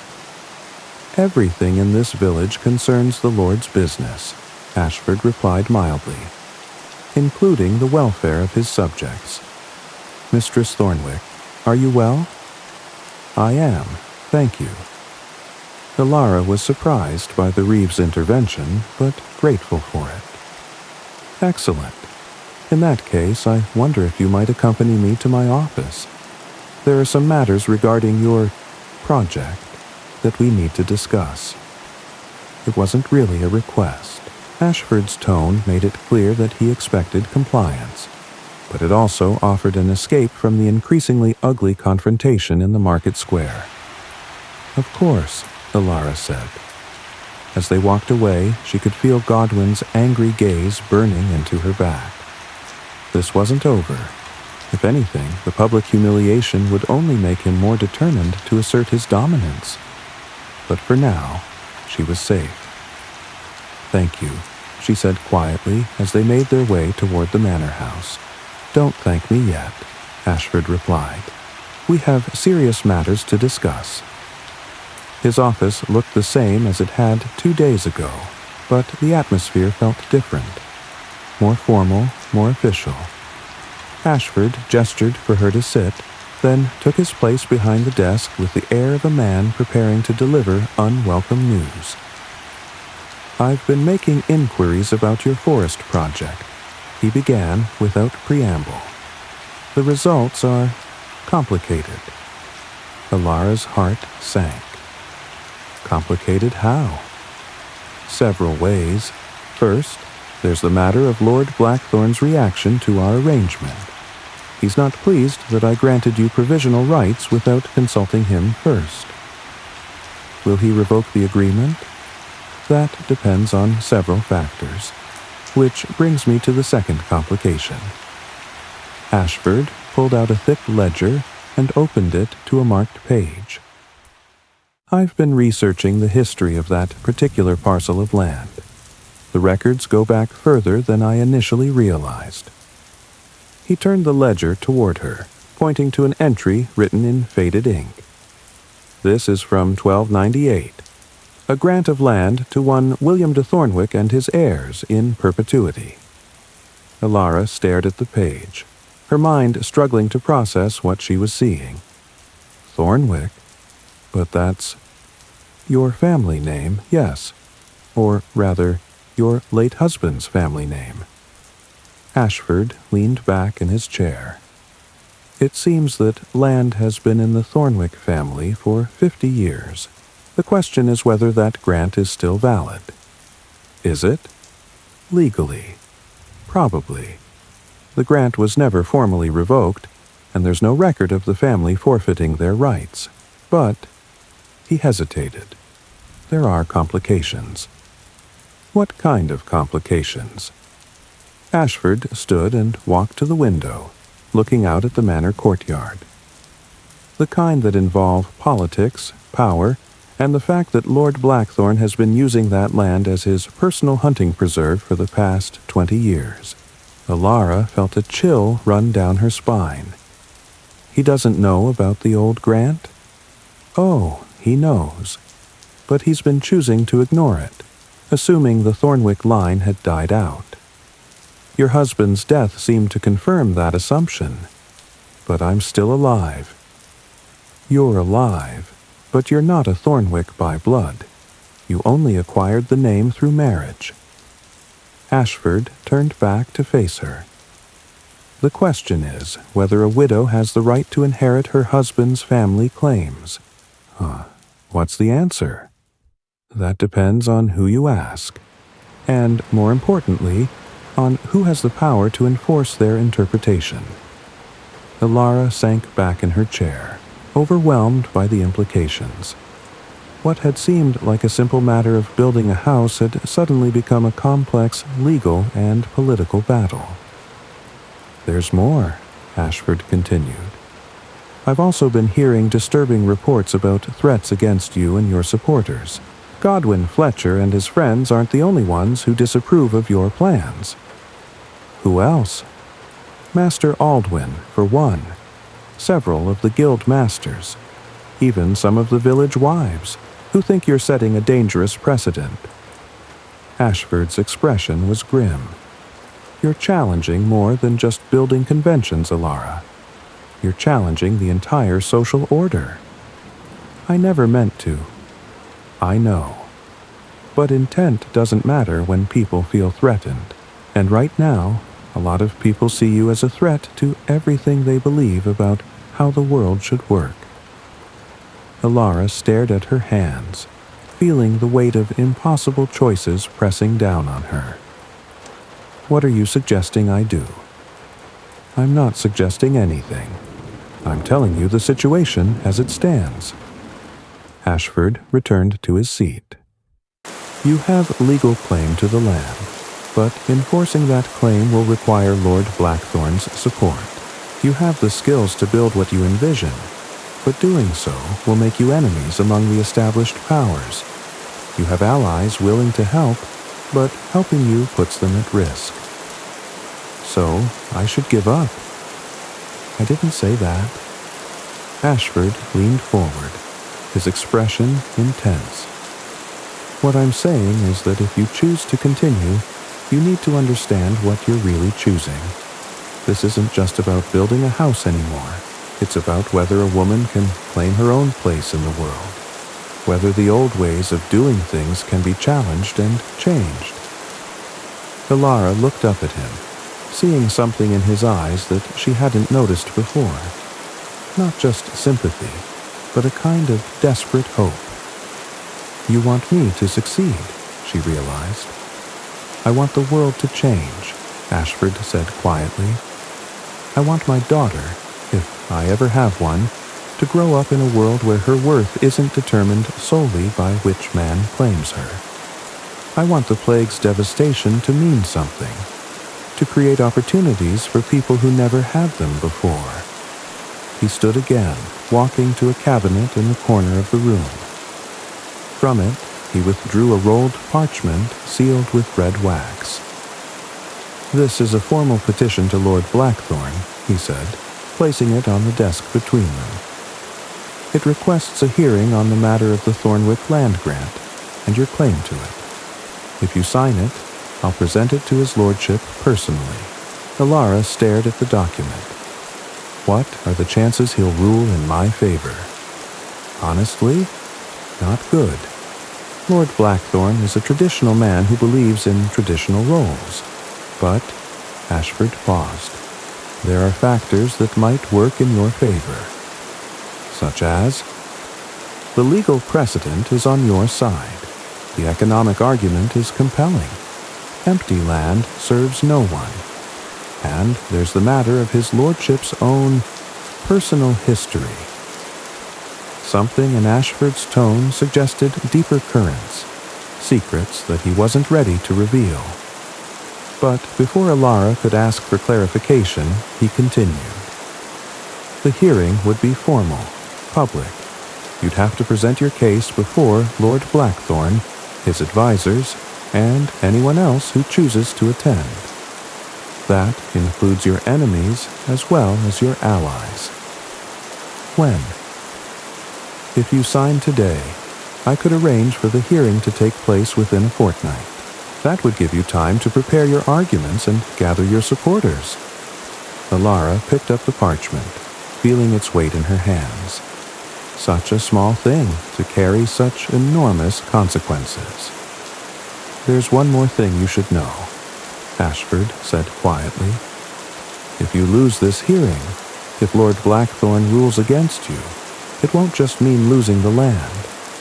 It will mean accepting that the world isn't ready for the kind of change you represent. And that acceptance will be permanent. You mean I'll be forced to give up my plans entirely? I mean you'll be forced to accept a traditional role, marriage to someone like Godwin Fletcher, a life of dependence and submission. The alternative would be exile or worse. The stakes couldn't be clearer. Win, and she might claim not just land, but a new way of living. Lose, and she would lose everything, including her freedom to choose her own path. Alara thought of the clearing in the forest, of the ancient stones waiting patiently for someone to bring them back to life. She thought of the great oak that had sheltered her, of the wolves that had sung their acceptance in the darkness. She thought of her father's hands guiding hers on the plain, teaching her that she could build something beautiful and lasting with her own skill. Most of all, she thought of the alternative, a life spent in submission to men like Godwin Fletcher, her dreams buried beneath the weight of other people's expectations. "Where do I sign?" she asked. Ashford smiled, the first genuine smile she'd seen from him. "Here," he said, indicating a space at the bottom of the parchment. "But, Alara, are you certain? Once this is done, there's no going back." "I'm certain." She took the quill he offered and signed her name with a steady hand. "Whatever happens, I'd rather fail trying to build something meaningful than succeed at living a meaningless life." "Then God help us both," Ashford said, applying his own seal to the document. "Because we're about to find out whether the world is ready for the kind of change you represent." Werther's. The character backstory insert, Ashford. As Alara left his office, William Ashford stood alone at his window, staring out at the manor grounds where his own children should have been playing. The plague had taken them all. His wife Margaret, his son Robert, his daughter Anne. 3 graves in the churchyard, 3 futures cut short by disease and fate. Margaret had been a woman much like Alara, intelligent, capable, full of dreams that the world wouldn't let her pursue. She'd wanted to learn to read, to help with the estate's accounts, to be more than just a wife and mother. But tradition had bound her as surely as chains, keeping her confined to the domestic sphere until death freed her from all earthly constraints. "Promise me," she'd whispered during her final fever. "Promise me that if the world ever changes, if women ever get the chance to be more than we were allowed to be, you'll help them. Don't let them be caged the way I was caged." He'd promised, holding her burning hand as life ebbed away. And now, watching Alara walk across the courtyard with her head held high and her future balanced on the edge of a knife, he wondered if he was keeping that promise or breaking it.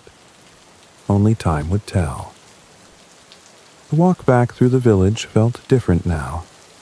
Alara carried herself with new purpose, but also with the knowledge that she had just made herself a target for every conservative force in the community. The signed petition felt like a weight in her cloak, heavy with possibility and danger in equal measure. She made her way to the grain warehouse, hoping to find some of her allies and share the news of what had transpired. But as she approached the building, she noticed something that made her blood run cold. The door stood slightly ajar, and there were signs of disturbance around the entrance. Scuffed earth, broken boards, the kind of damage that spoke of forced entry. Alara approached carefully, listening for voices or movement from within. The warehouse was silent, but as she peered through the gap in the door, she could see that the interior had been ransacked. Sacks of grain had been torn open, tools scattered, the careful organization of their meeting space destroyed. A piece of parchment was nailed to the inside of the door, and Alara's heart sank as she read the message scrawled across it in crude letters. This is what happens to troublemakers and their friends. Stop your foolishness now, or next time it won't just be property that gets damaged. The message was unsigned, but Alara didn't need a signature to know who was responsible. Godwin and his allies were escalating their campaign of intimidation, targeting not just her, but anyone who supported her. They're trying to isolate me, she realized. Cut me off from my allies, make me face this alone. But as she stood in the doorway of the damaged warehouse, Alara felt something unexpected rise up inside her.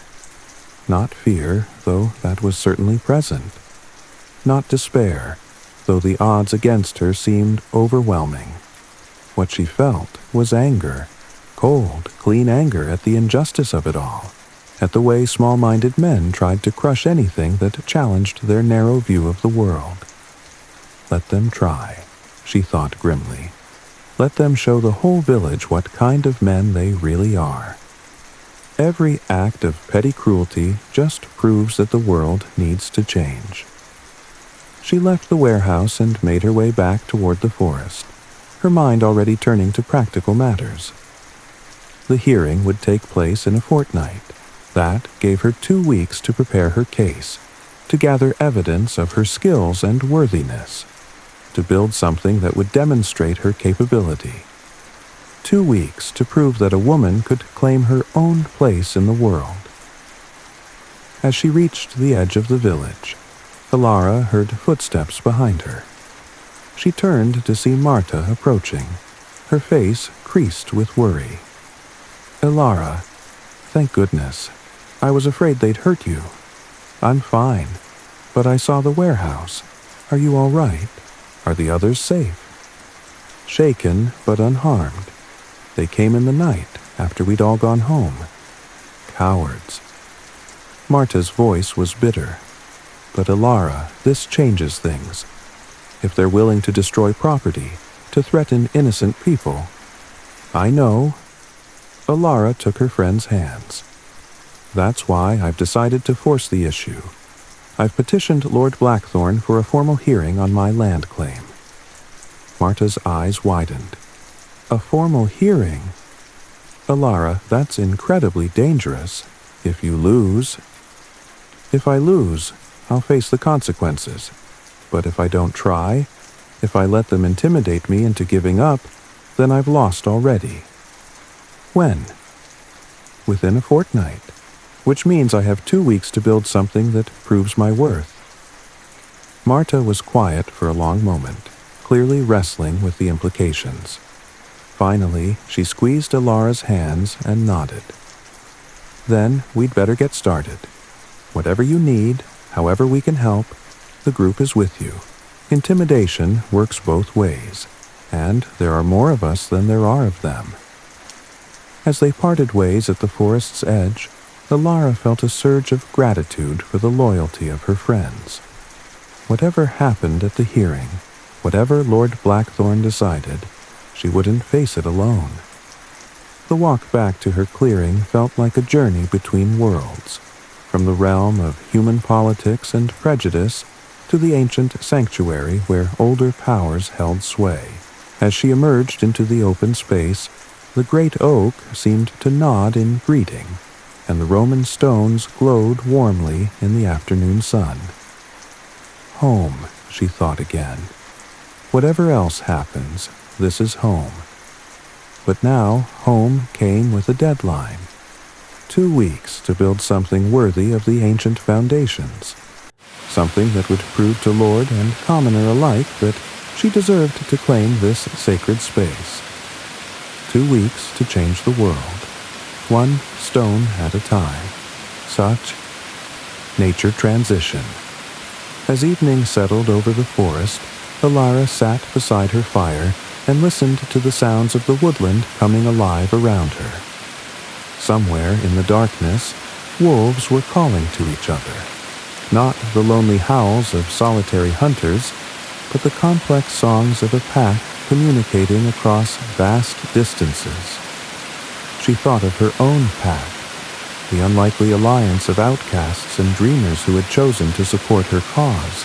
Like the wolves, they were stronger together than apart, their individual skills combining to create something greater than the sum of their parts. Tomorrow, the real work would begin. But tonight, she could simply sit in the circle of firelight and listen to the ancient songs of the forest, drawing strength from the knowledge that she was exactly where she belonged.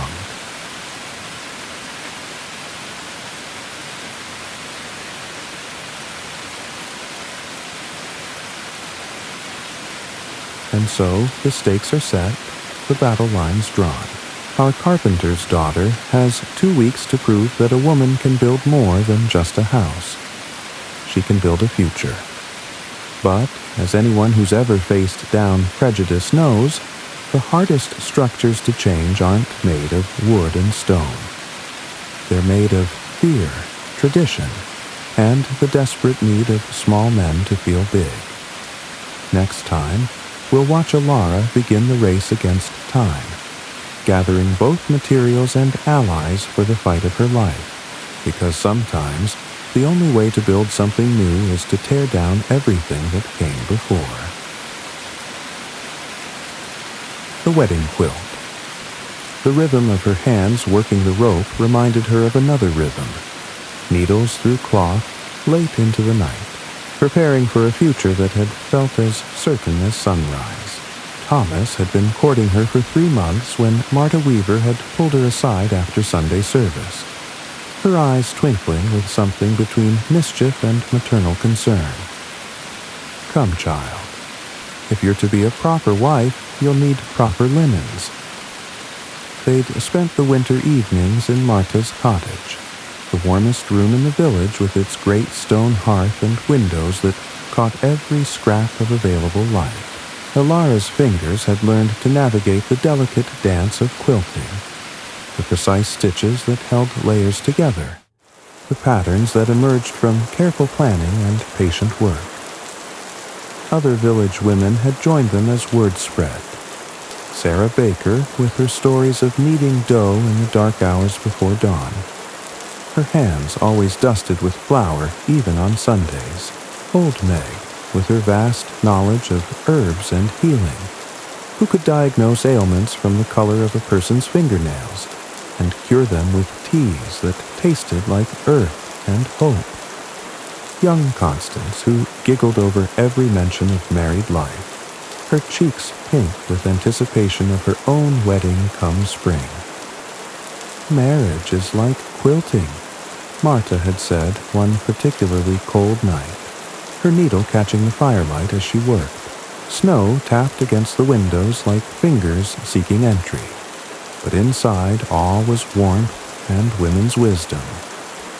You take all these separate pieces, your dreams, his dreams, the life you thought you wanted, the life you actually get, and you stitch them together.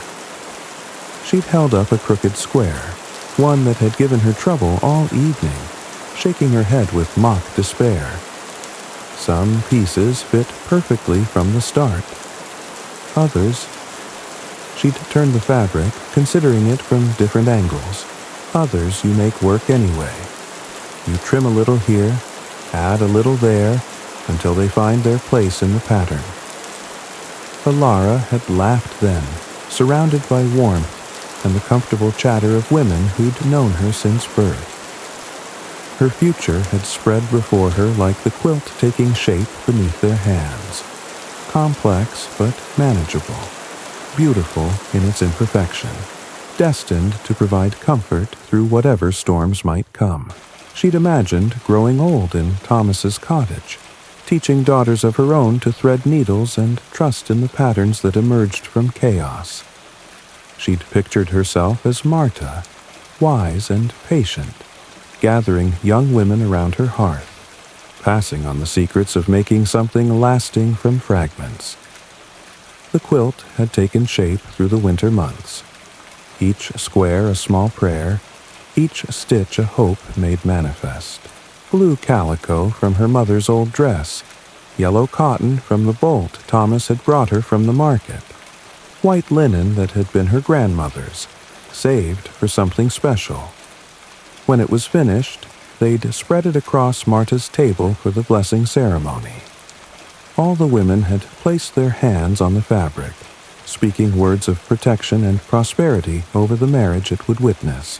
The quilt had seemed to glow in the candlelight, heavy with good intentions and the accumulated wisdom of generations. The quilt had burned with the cottage. Everything had burned except the memories, and sometimes Alara wondered if those were the heaviest things of all to carry. But tonight, working by firelight in her forest clearing, she found herself thinking not of the loss, but of the love that had gone into every stitch. Somewhere in the village, Marta still gathered women around her hearth. Somewhere, young brides were learning to piece together hope from scraps of cloth and dreams. The pattern continued, even when individual quilts were lost to fire and time. Alara smiled and continued her work, her hands moving with the same patient rhythm she'd learned in Marta's cottage. She was building something new now, something different, but the principle remained the same. Take the pieces you have, fit them together with care and hope, and trust that something beautiful will emerge from the effort.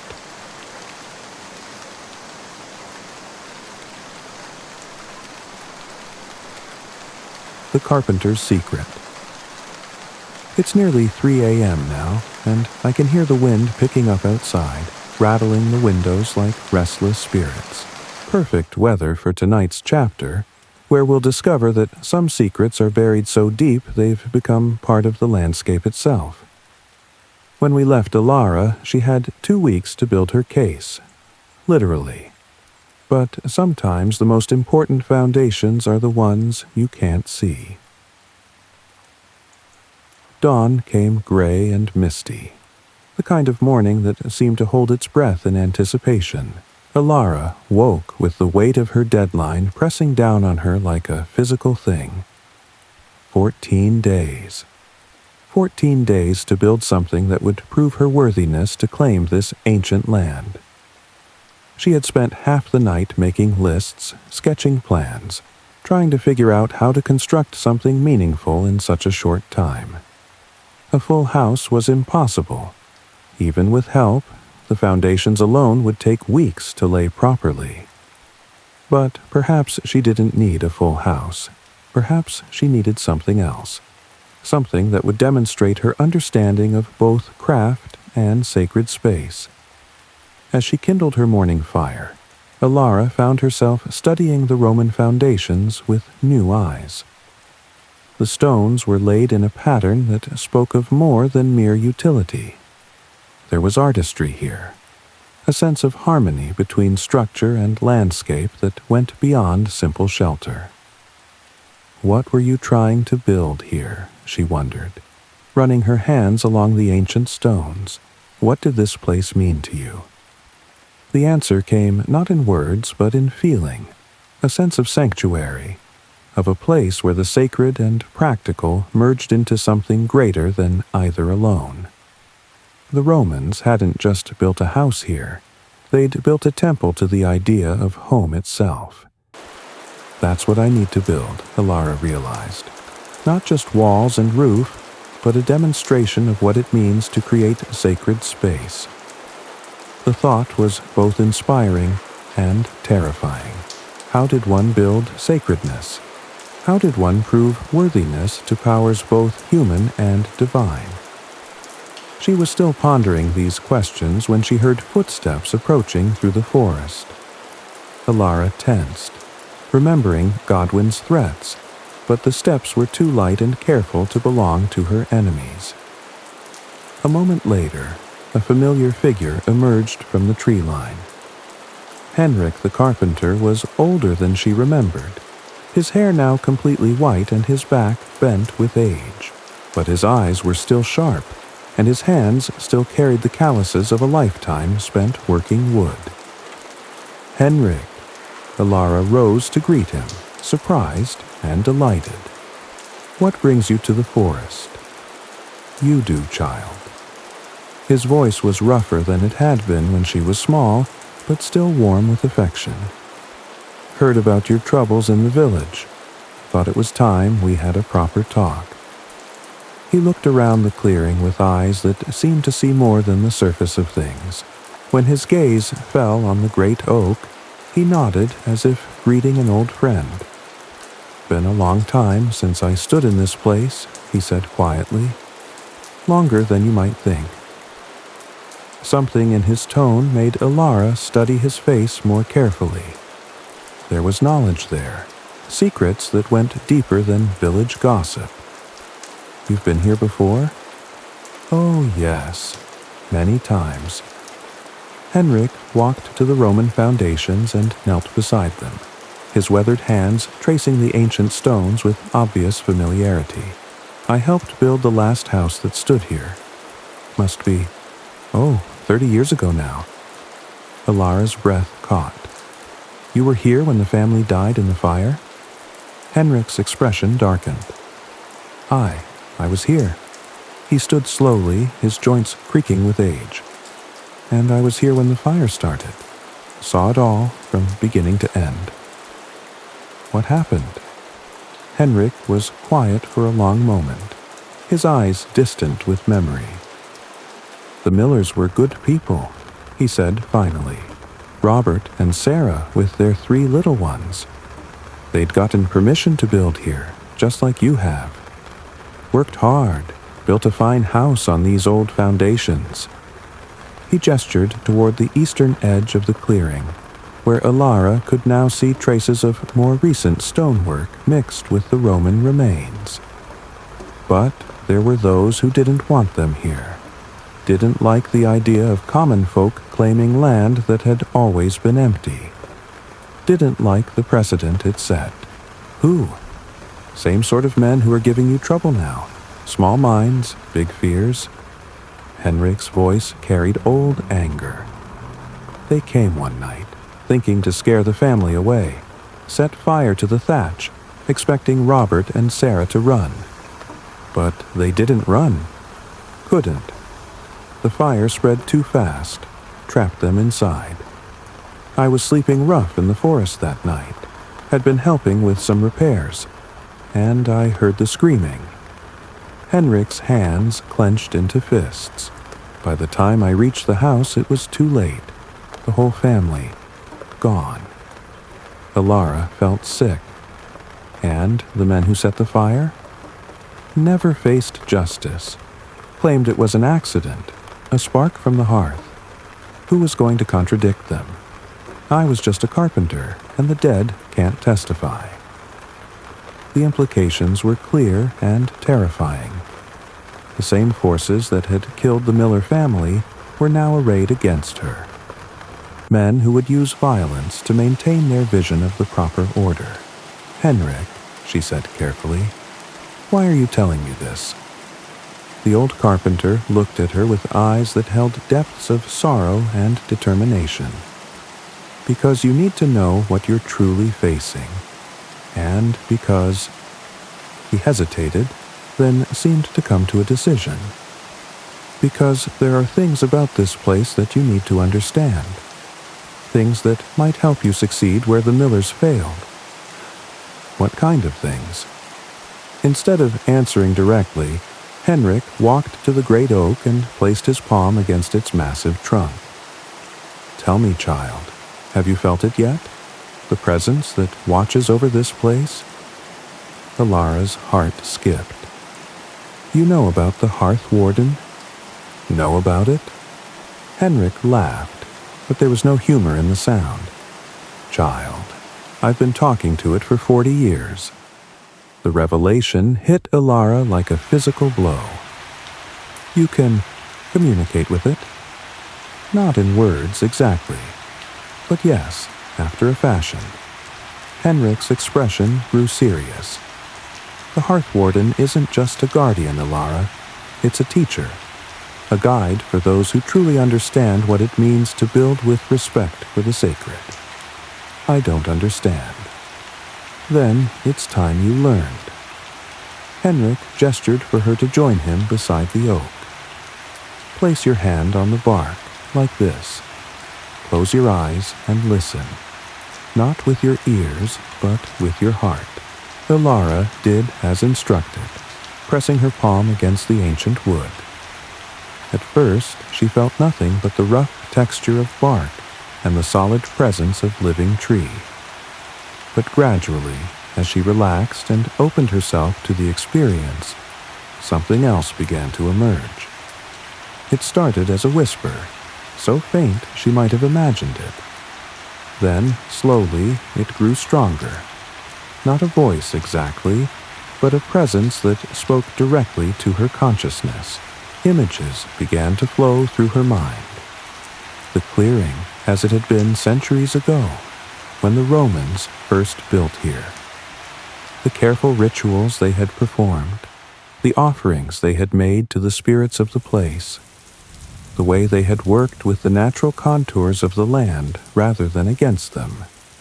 She saw the Miller family, too, their joy at finding this sanctuary, their careful work to restore the ancient foundations, and she saw their deaths, the flames that had consumed not just their house but their dreams of a different kind of life. But most clearly she saw herself, not as she was now, but as she could become. A figure kneeling before the great oak, her hands shaping wood with skill and reverence, building something that honored both the practical and the sacred. You understand, the presence seemed to say. You see what this place could become. Alara opened her eyes, gasping. The vision had been so vivid, so real, that the ordinary world seemed flat and colorless by comparison. What was that? She whispered. The hearth warden's gift, Henrik replied. The ability to see not just what is, but what could be. Not everyone can receive it. The spirit chooses carefully who it shares its wisdom with. But why me? I'm not even a proper carpenter. Aren't you? Henrik smiled. Child, I've been watching you since you were small. I saw how you looked at buildings, how you understood the flow of grain and wood, the way stones wanted to fit together. You have the gift, Alara. You always have. Then why didn't you teach me? Why didn't you take me as an apprentice? Henrik's expression grew sad. Because the world wasn't ready for a woman carpenter. Because I was a coward who chose the easy path over the right one. He straightened, his voice growing stronger. But the world is changing now. The plague has shaken everything loose, created opportunities that didn't exist before. And I'm too old to be a coward anymore. What are you saying? I'm saying that if you'll have me, I want to help you build whatever it is you're planning. Not as master to apprentice, but as equal to equal. Two craftsmen working together to create something worthy of this sacred place. Alara felt tears prick her eyes. To have Henrik's support, his knowledge and skill, it was more than she had dared hope for. But Henrik, you heard what happened to the Millers. If you help me, you'll be putting yourself at risk. I'm 73 years old, child. What are they going to do to me that time won't do anyway?" He grinned, and for a moment she could see the young man he had once been. "Besides, I owe a debt to this place. I failed to protect the Millers, failed to speak up when they needed an ally. I won't make that mistake again." "Then yes," Alara said, her voice thick with emotion. "Yes, I would be honored to work with you." Henrik nodded, then turned back to the oak tree. "Hear that, old friend? We're going to try again, and this time we're going to do it right." The tree seemed to rustle its leaves in approval, though there was no wind. "Now then," Henrik said, becoming businesslike. "Tell me about this hearing. What exactly do you need to prove?" Alara explained about the petition, about Lord Blackthorn's traditional views, about the need to demonstrate her worthiness through practical skill. 2 weeks, Henrik mused. Not much time for a full structure. But perhaps he walked around the clearing, studying the foundations and the surrounding landscape with a craftsman's eye. Perhaps we don't need to build a house. Perhaps we need to build something else entirely. What do you mean? Come here. Henrik led her to the center of the Roman foundations. Look at the way these stones are laid. See how they form not just the outline of a house, but a pattern? A sacred geometry that speaks to something deeper than mere shelter? Alara studied the arrangement of stones, and gradually began to see what he meant. The foundations weren't just rectangular. They formed a complex pattern that seemed to spiral inward toward a central point. "It's a labyrinth," she breathed. "Exactly. The Romans built their house around a walking meditation, a path that led from the outer world to the inner sanctuary. That's what made this place sacred. Not just the building, but the journey it represented." "But how does that help us?" Henrik's eyes gleamed with excitement. "Because we're going to restore it. Not just the house foundations, but the entire labyrinth. We're going to create a sacred space that demonstrates your understanding of both craft and reverence." The idea was brilliant.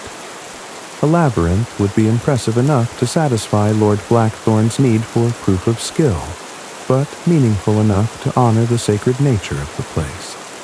And it was something that could be completed in 2 weeks, given enough help and determination. "Can we do it?" Alara asked. "In the time we have?" "With the right help, yes, but we'll need more than just the 2 of us." Henrik looked thoughtful. "Tell me about these allies of yours. What skills do they have?" Alara described the group from the warehouse. Agnes with her knowledge of stonework, Finn with his metalworking abilities, the others with their various crafts and connections. "Good," Henrik nodded. "We'll need them all. And we'll need materials, stone, timber, tools. That means dealing with people who may not be sympathetic to your cause." "I know, but Henrik, there's something else you should know.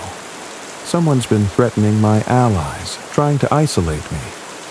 Last night they ransacked our meeting place." Henrik's expression darkened. "Godwin Fletcher and his crew? How did you know?" "Because they tried the same tactics with the Millers. Intimidation, threats, isolation. It's an old pattern." Henrik's voice carried grim determination. "Which is why we're going to do something they won't expect." "What?" "We're going to work in the open. No more secret meetings, no more hiding in the shadows. We're going to invite the entire village to watch us build this labyrinth, to see what we're creating." Alara felt a chill of fear. "Henrik, that's incredibly dangerous. If they see us working together, see what we're trying to accomplish, then they'll have to make their opposition public too. And that, child, is where we have the advantage." "I don't understand." Henrik smiled grimly. Because most people aren't evil, Alara. They're just scared and confused and clinging to what they know. But when they see something beautiful being created, something that speaks to the better angels of their nature, well, that's when hearts begin to change. And if you're wrong, if they try to stop us by force, then we'll face that when it comes. But I'd rather fail trying to build something meaningful than succeed at hiding from the world. It was a risk, a huge risk.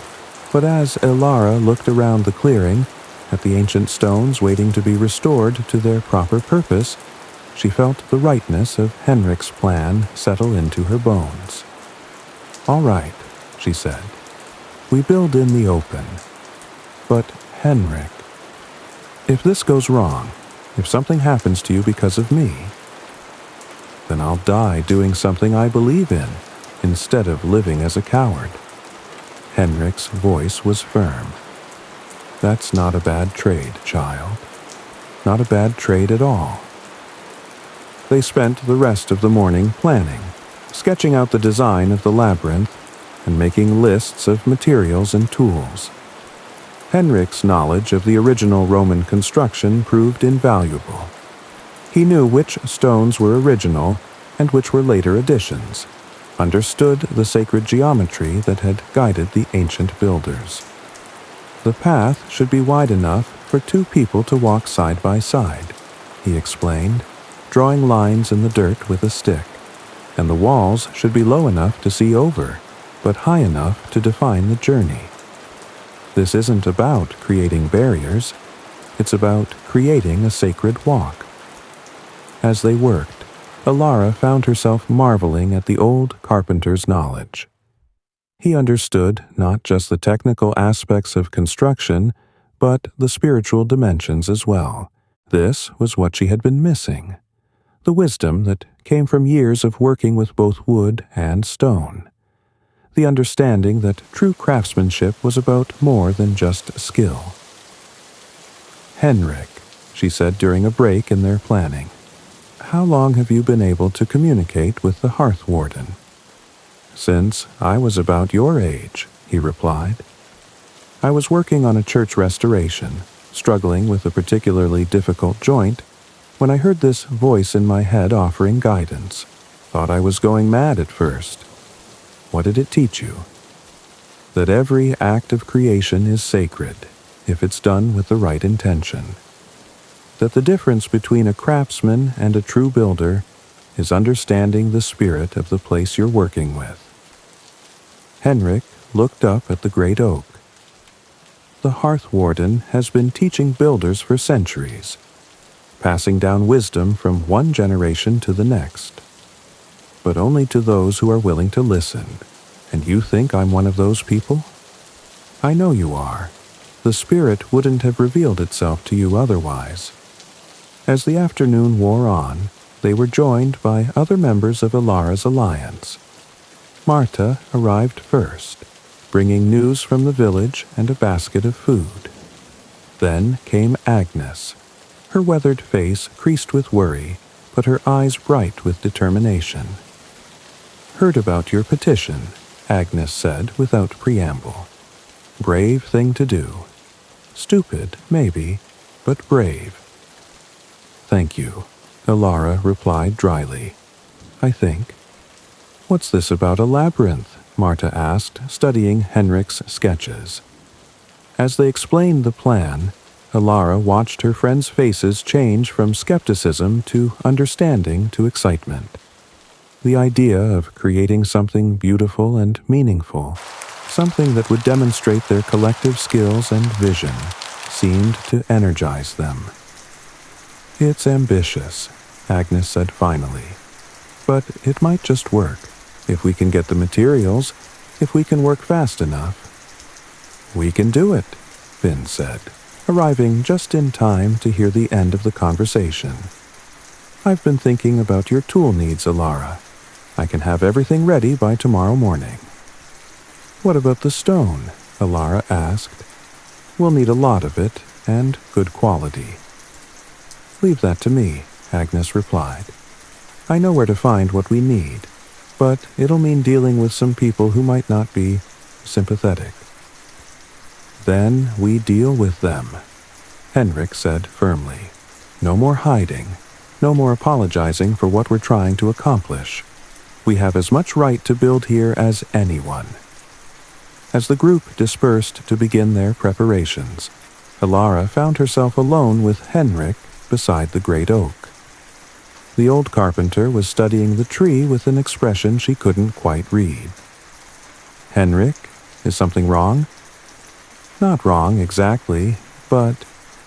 He placed his hand on the bark, and Alara saw his expression change. The hearth warden is agitated, more active than I've ever felt it. What does that mean? I'm not sure, but I think it knows something is coming. Something more significant than just your hearing. A chill ran down Alara's spine. What kind of something? Change, Henrik said simply. Real change, the kind that shifts the foundations of the world. The spirit has been waiting for this moment for a very long time. Waiting for what? Henrik turned to look at her, his eyes bright with something that might have been prophecy. For someone worthy to claim this place.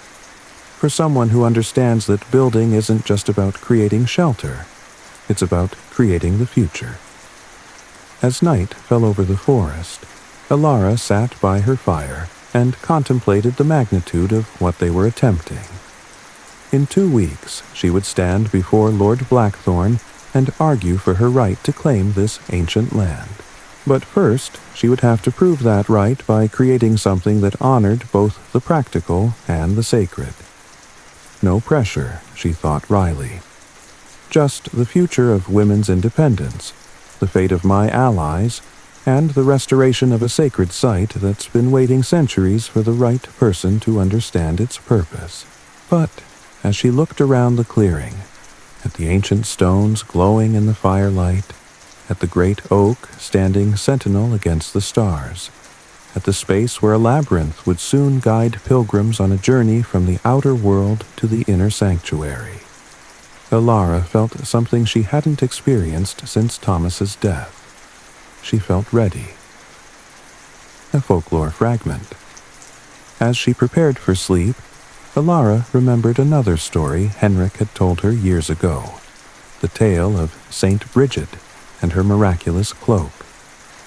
But this time, she remembered a detail that had seemed unimportant when she was a child. According to the legend, when Bridget's cloak had finished spreading to cover the land she needed, it hadn't simply returned to normal size. Instead, it had become part of the landscape itself, its threads woven into the very fabric of the earth. The abbey she built there was said to be not just a building, but a living extension of the saint's own spirit. True builders, Henrik had said, don't just work with materials. They work with intention, with spirit, with the understanding that what they create will outlast their own mortal lives. The greatest structures aren't just built, they're grown like trees from the marriage of human skill and divine inspiration. Now, lying beneath the stars with the great oak rustling overhead, Alara wondered if she was about to discover what it meant to build something that would outlast not just her own life, but the very age in which she lived. Axtay. And so the true work begins, with our carpenter's daughter no longer alone but allied with powers both ancient and immediate. But, as anyone who's ever tried to build something lasting knows, the hardest part isn't the construction. It's defending what you've built from those who would tear it down. Next time, we'll watch Alara and her allies begin the race against time, gathering materials and facing down opposition as they work to create something that will change not just their own lives, but the very nature of what it means to build a home in a hostile world. Stone and Defiance. The clock just struck 4. and I can hear the first birds beginning their dawn chorus outside my window. There's something about this hour, the space between night and morning, that feels pregnant with possibility. It's the perfect time to tell you about the day Alara and her allies began building something that would change everything. Because sometimes, the most revolutionary act is simply refusing to stop. The morning of the third day dawned clear and cold, with frost painting the grass silver and the breath of the workers visible in the crisp air. Alara stood at the edge of her clearing, watching as an unlikely procession made its way through the forest paths. Henrik led the way, his ancient back bent under a heavy pack of tools. Behind him came Agnes, driving a small cart loaded with carefully selected stones. Finn followed on foot, his twisted leg forcing him to use a walking stick, but his arms strong enough to carry a substantial load of iron implements. Marta brought up the rear with two other women from their alliance, Sarah the weaver and Beth the baker's widow, all of them carrying baskets of food and supplies. But they weren't alone. Word of their project had spread through the village with the speed that only gossip could achieve. Some had come to help, drawn by curiosity or genuine support for what Alara was attempting. Others had come to watch, waiting to see if the widow's ambitious plans would collapse under the weight of reality, and a few had come to cause trouble. Alara could see Godwin Fletcher and his companions lurking at the forest's edge, their faces dark with malicious intent. They hadn't entered the clearing yet, but their presence was a constant reminder that not everyone wanted this project to succeed. Quite a crowd, Henrik observed as he set down his pack beside the Roman foundations. Haven't seen this many people in the forest since the millers. Are you having second thoughts? Alara asked, noting the tension in the old carpenter's voice. About the work? Never. About doing it with an audience? Henrik glanced around at the growing crowd. That remains to be seen. Agnes had begun unloading her cart, and Alara was amazed by the quality of the stones she'd brought. Each piece had been carefully selected for size and shape, and many showed the distinctive marks of Roman masonry. Where did you find these? Alara asked, running her hands over a particularly fine block of limestone. Here and there, Agnes replied with a mysterious smile. Amazing what people will let you take away if you ask nicely and explain what it's for. You told them about the labyrinth. I told them about a woman trying to build something beautiful on land that's been empty too long. Most folks are more sympathetic than you'd think once they understand what you're really doing. It was true. As Alara looked around the clearing, she could see more support than opposition in the faces of the watchers. Curiosity, yes, and some skepticism, but also a kind of hopeful interest that suggested people were ready for something new. Right then, Henrik said, clapping his hands together. Let's show them what we can do. The first task was to clear the existing foundations of debris and overgrowth. This proved to be more complex than Alara had anticipated. The Roman stones were still solid and well placed, but centuries of leaf fall and root growth had obscured the original pattern. As they worked, Henrik kept up a running commentary that served to educate both Alara and their audience. See how the Romans laid these stones, he said, pointing to a section they'd just cleared. No mortar, but fitted so precisely that water can't penetrate. That's craftsmanship that's lasted 800 years. How do you know so much about Roman building? Asked a voice from the crowd. Alara looked up to see Thomas Ashford, the Reeves' younger brother, watching with obvious interest. Same way you learn anything, Henrik replied, by paying attention and asking questions. The old builders left their knowledge in the stones if you know how to read it. As the morning progressed, the pattern of the original labyrinth began to emerge. It was more complex than Alara had imagined. Not just a simple spiral, but an intricate design that seemed to fold back on itself in ways that challenged the eye and mind. "This is extraordinary," breathed Father Marcus, the village priest, who had arrived midway through the morning. "I've seen similar patterns in illuminated manuscripts, but never built in stone." The Romans understood sacred geometry, Henrik explained. They knew that the act of walking a labyrinth was a form of prayer, a way of quieting the mind and opening the heart. "But surely this is pagan work," Father Marcus said, though his tone was more curious than condemnatory. "Should we be restoring something that was built for the old gods?" Henrik paused in his work and looked directly at the priest. "Father, do you believe that God is present only in buildings dedicated specifically to Him?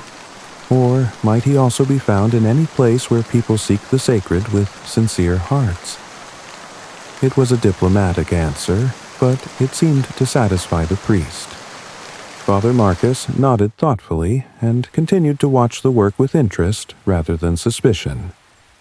By midday, they had cleared enough of the original pattern to begin the actual restoration. This was where Agnes's expertise proved invaluable. She understood not just how to shape stone, but how to read the intentions of the original builders. "Here," she said, pointing to a section where the Roman work had been damaged. They were creating a choice point. The path splits and you have to decide which way to go. But both ways lead to the same destination, just by different routes. "Like life," Marta observed, earning nods of agreement from several watchers. As they worked, Alara became aware of a growing sense of rightness. The stones seemed to want to fit together in certain ways, and when she followed those instincts, the work went smoothly. When she tried to force a different arrangement, everything became difficult and awkward. "You're learning to listen to the materials," Henrik said approvingly when she mentioned this phenomenon.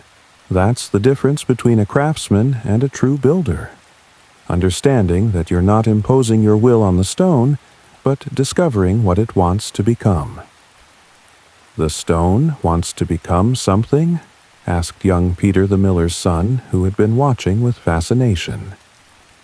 "Everything wants to become something," Henrik replied. "Our job is to help it find its proper form." It was then that the first real trouble began. Alara had been so focused on the work that she'd almost forgotten about Godwin and his companions.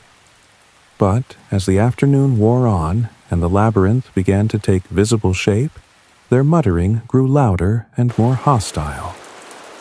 "Waste of good stone," she heard Aldrich the tanner say. "Could be used for proper building instead of this. Whatever this is supposed to be."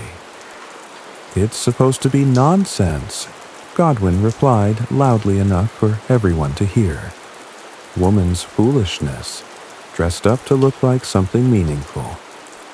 Henrik straightened from his work, his weathered hands still holding a carefully shaped stone. "If you have concerns about our project, Master Fletcher, perhaps you'd care to discuss them directly rather than muttering from the sidelines." Godwin stepped forward, his face flushed with anger and ale. "Concerns? I'll tell you my concerns, old man. This whole business is unnatural. Women don't build, and they certainly don't build on land that belongs to Lord Blackthorn." "The land question will be settled at the hearing," Alara said, trying to keep her voice calm. "Until then, I have legal permission to work here." "Legal permission from a reeve who's forgotten his place," Godwin sneered. "But legal doesn't mean right. And it doesn't mean the rest of us have to stand by and watch you make a mockery of honest craft. What would you know about honest craft?" The question came from an unexpected source. Finn, who had been quietly working on iron fittings for the labyrinth's entrance. "When's the last time you built anything more complex than a pig pen?" Godwin's face went purple. "You crippled whelp! How dare you? How dare I what? Speak the truth?" Finn stood, leaning heavily on his walking stick but meeting Godwin's gaze without flinching. "Everyone here can see what we're building. It's beautiful, it's skillful, and it honors the history of this place. What have you ever built that could say the same?" The crowd had gone silent, watching the confrontation with the fascination that humans always showed when conflict erupted. Alara could feel the tension crackling in the air like lightning before a storm. "I don't need to build anything," Godwin said, his voice low and dangerous. "I know my place in the world, and I know how to keep others in theirs." "And what place is that?" Agnes asked, not looking up from the stone she was shaping. "The place where women can't work, where cripples can't contribute, where anyone different from you is automatically wrong." "The place where the natural order is respected," Godwin shot back. "Where men do men's work and women do women's work, and nobody gets ideas above their station." "Whose natural order?" This time it was Father Marcus who spoke, his voice carrying the authority of his position. "I see nothing in God's creation that suggests women cannot shape stone, or that the disabled cannot contribute their gifts. Indeed, did not our Lord himself work as a carpenter?" Godwin looked stunned by the priest's intervention. "Father, surely you don't support this blasphemy." "I support the creation of beauty in service of the sacred," Father Marcus replied firmly. "And I see nothing blasphemous in that." The priest's words seemed to tip the balance of opinion in the crowd. Alara could see nods of agreement, hear murmurs of support. The watchers were choosing sides, and more of them were choosing hers than Godwin's. But that only made Godwin more dangerous. "Fine," he said, his voice tight with rage. "You want to build your pagan monument? You want to pretend that women can do men's work? Go ahead. But don't come crying to us when it all falls down around your ears." He turned to leave, but then paused and looked back at Alara with an expression of pure malice.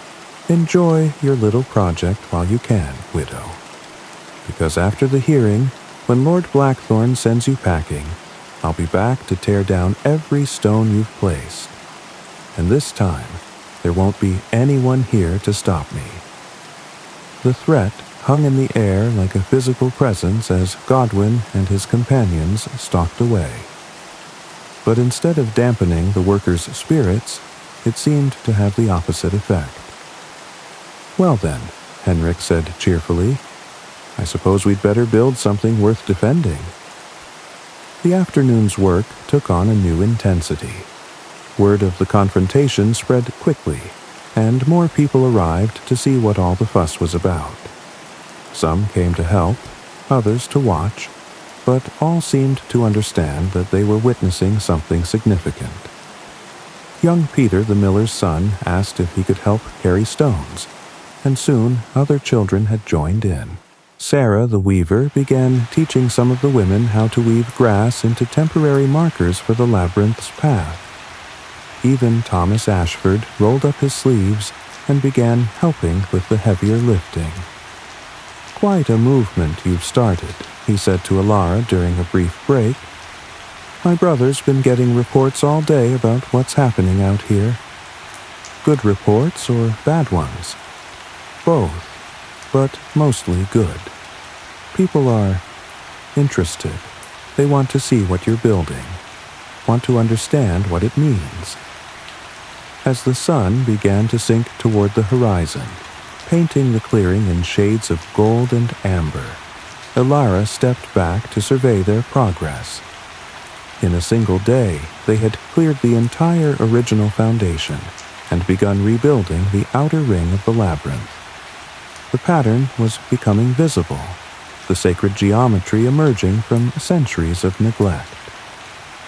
"It's beautiful," breathed Sarah the weaver. "I never imagined. I knew you were planning something, but this is just the beginning," Henrik said, but his voice carried deep satisfaction. "Wait until you see it completed." As the workers began to pack up their tools and prepare for the journey back to the village, Alara found herself standing beside the great oak with Father Marcus. "I wanted to thank you," she said, "for speaking up today, for supporting what we're doing." "I spoke only the truth as I see it," the priest replied, "but I confess, I'm curious about something. This labyrinth, what do you hope people will do with it once it's complete?" Alara considered the question. "I hope they'll walk it. I hope they'll find in it what the original builders intended, a place to quiet the mind, to connect with something larger than themselves. Whether they call that God or the sacred, or simply the peace that comes from walking in beauty. That's up to them." Father Marcus nodded slowly. "A worthy goal, and one that I think our Lord would approve of." As the priest walked away, Alara noticed that she wasn't alone in the clearing. Henrik had stayed behind, and he was standing beside the labyrinth's emerging center, his hand pressed against one of the newly placed stones. "Henrik, is everything all right?" "More than all right," he said, his voice filled with wonder. "Alara, come here. Feel this." She joined him beside the central stone and placed her hand where his had been. Immediately, she felt it. A warmth that seemed to pulse like a heartbeat, a sense of life and power flowing through the stone itself. "The Hearth Warden," she whispered. "It's awakening," Henrik said. "After all these years of dormancy, the spirit is stirring. Your work, our work, it's bringing the sacred back to this place." As if in response to his words, the great oak rustled its leaves, though there was no wind, and from somewhere deep in the forest came the sound of wolves singing. Not the lonely howl of solitary hunters, but the complex harmonies of a pack celebrating together. "They know," Alara said, understanding flooding through her. "The forest knows that something important is happening here." "The question is," Henrik said quietly, "are we ready for what comes next?" Alara looked around the clearing, at the emerging labyrinth, at the ancient oak standing sentinel, at the sacred space that was slowly returning to life under their hands. Tomorrow would bring new challenges, new opposition, new tests of their determination and skill. But tonight, surrounded by the evidence of what they could accomplish when they worked together, she felt something she hadn't experienced since childhood. She felt invincible. As she made her camp beside the labyrinth's emerging center, Alara found herself thinking of another building project from her youth. She had been perhaps 8 years old when the village church had needed a new roof. The old thatch had rotted through, and Father Marcus's predecessor had despaired of finding the funds for proper repairs. But then something remarkable had happened. Without any formal organization or leadership, the entire village had simply helped. Farmers donated timber, craftsmen donated labor, women donated food for the workers, children carried water and swept up debris. Even the poorest families found ways to contribute. "That's what happens," her father had told her as they watched the new roof take shape. "When people understand that they're building something bigger than themselves, when they know that their work matters, that it's part of something sacred." Now, lying beneath stars that filtered down through the canopy of the great oak, Alara wondered if she was witnessing the same phenomenon. Not just the restoration of an ancient labyrinth, but the birth of a new kind of community, one where worth was measured by contribution rather than convention, where the sacred was found in the work itself rather than in who was allowed to do it.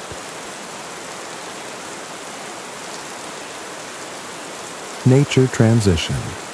The forest settled around her like a protective embrace, but tonight it felt different, more alive, more aware, as if the very trees were leaning in to watch over the sacred work taking place in their midst.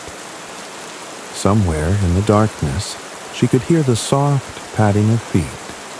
Not human feet, but something larger and more purposeful.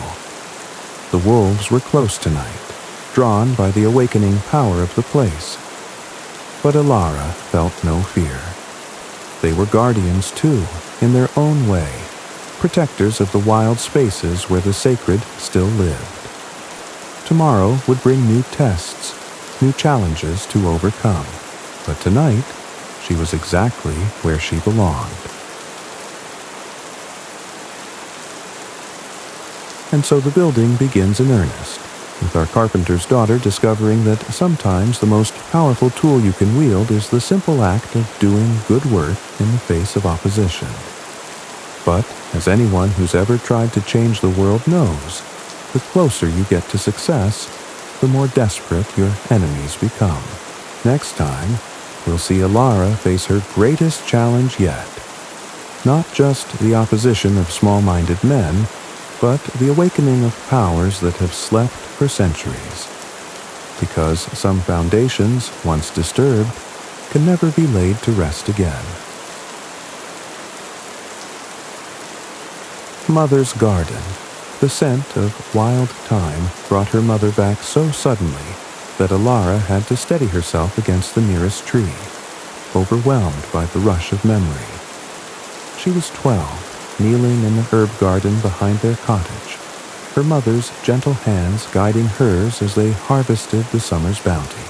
Margaret Carpenter had possessed what the village women called the knowing, an intuitive understanding of which plants would heal, which would harm, which would simply make the evening meal taste like something worth remembering. Every plant has its purpose, my dear one, her mother had said, her voice soft as the evening breeze that stirred the lavender. Some heal the body, some heal the heart.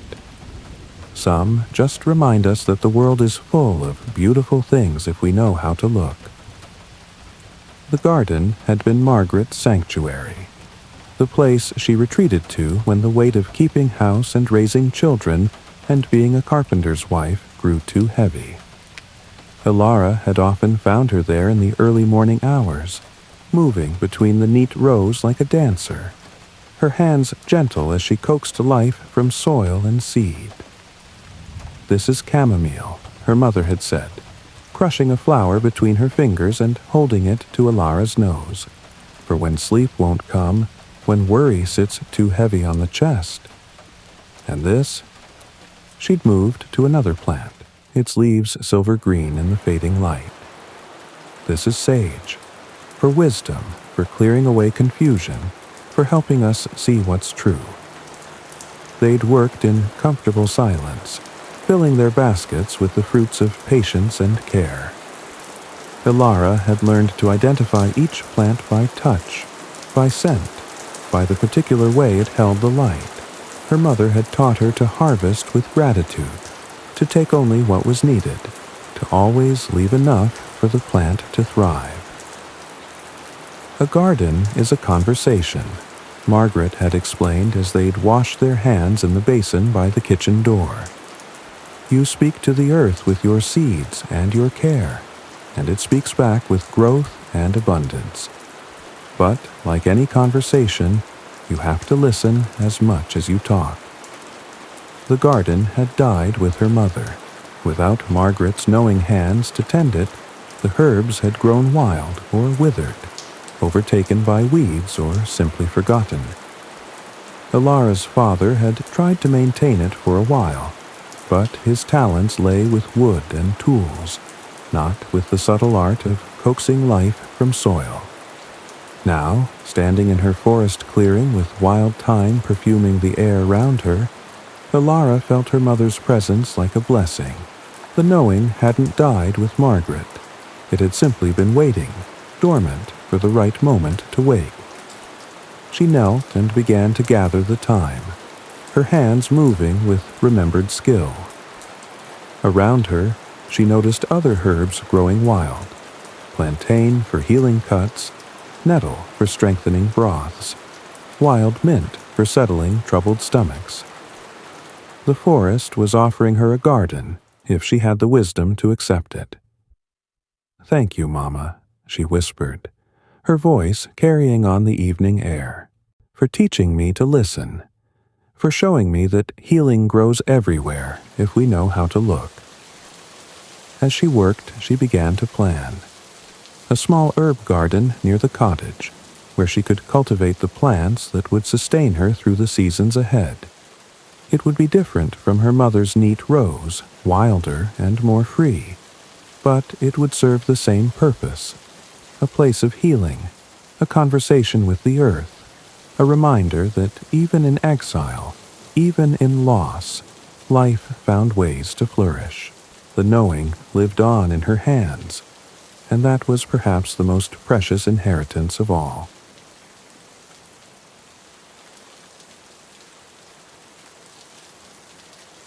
The Awakening. It's nearly dawn now, and I can feel the weight of the coming day pressing against the windows. There's something about these small hours that makes the veil between worlds seem thinner, more permeable. Perfect timing for tonight's chapter, where we'll discover that some powers, once awakened, have their own agenda. When we left Alara, she was feeling invincible. But, as any builder will tell you, the foundation is only as strong as what lies beneath it.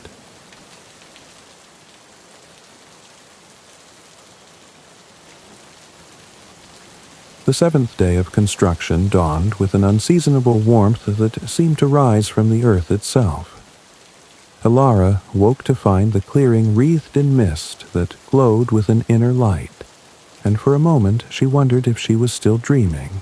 But the sensation of warmth beneath her bedroll was real enough, and when she placed her palm against the ground, she could feel it, a pulse like a heartbeat, steady and strong, emanating from somewhere deep below the surface. The Hearth Warden is truly awakening, she realized. Our work is stirring something that's been dormant for centuries. The thought should have been comforting, but instead it filled her with unease. There was something different about the presence this morning, something more active, less like a guardian spirit and more like a force of nature preparing to assert itself. As she kindled her morning fire, Alara noticed that the flames burned with unusual colors, blues and greens that had no business appearing in ordinary wood smoke. And the warmth they gave off seemed to penetrate deeper than normal heat, reaching into her bones and settling there like a living thing. What are we awakening? She wondered. And are we prepared for what it might demand of us? Her contemplation was interrupted by the sound of voices approaching through the forest. But these weren't the familiar tones of her allies. These voices carried the authority of officialdom, and they didn't sound pleased. Alara quickly banked her fire and gathered her belongings, but she wasn't fast enough to avoid the confrontation that was clearly coming. A moment later, a group of men emerged from the tree line, led by a figure she recognized with a sinking heart. Lord Blackthorn himself had come to see what all the fuss was about. He was a man in his 50s, tall and lean with the kind of presence that commanded attention without effort. His clothes were fine but practical, and his eyes held the sharp intelligence of someone accustomed to making decisions that affected hundreds of lives. Behind him came Reeve Ashford, looking distinctly uncomfortable, and several other men Alara didn't recognize, probably advisors or officials from the Lord's household. So, Lord Blackthorn said, his voice carrying clearly across the clearing. "This is the famous labyrinth I've been hearing so much about." Alara rose to her feet, trying to project confidence she didn't feel. "My lord, I wasn't expecting you so early. Weren't you? When half the county is talking about a woman building pagan monuments on my land, I tend to take notice." His tone was mild, but there was steel beneath the courtesy. "Especially when that woman has petitioned for a formal hearing on her right to be here." "The hearing isn't for another week, my lord. I was told I had until then to complete my demonstration." "Indeed, and what a demonstration it is." Lord Blackthorn walked slowly around the emerging labyrinth, his eyes taking in every detail of the construction. "Tell me, Mistress Thornwick, what exactly are you trying to prove?"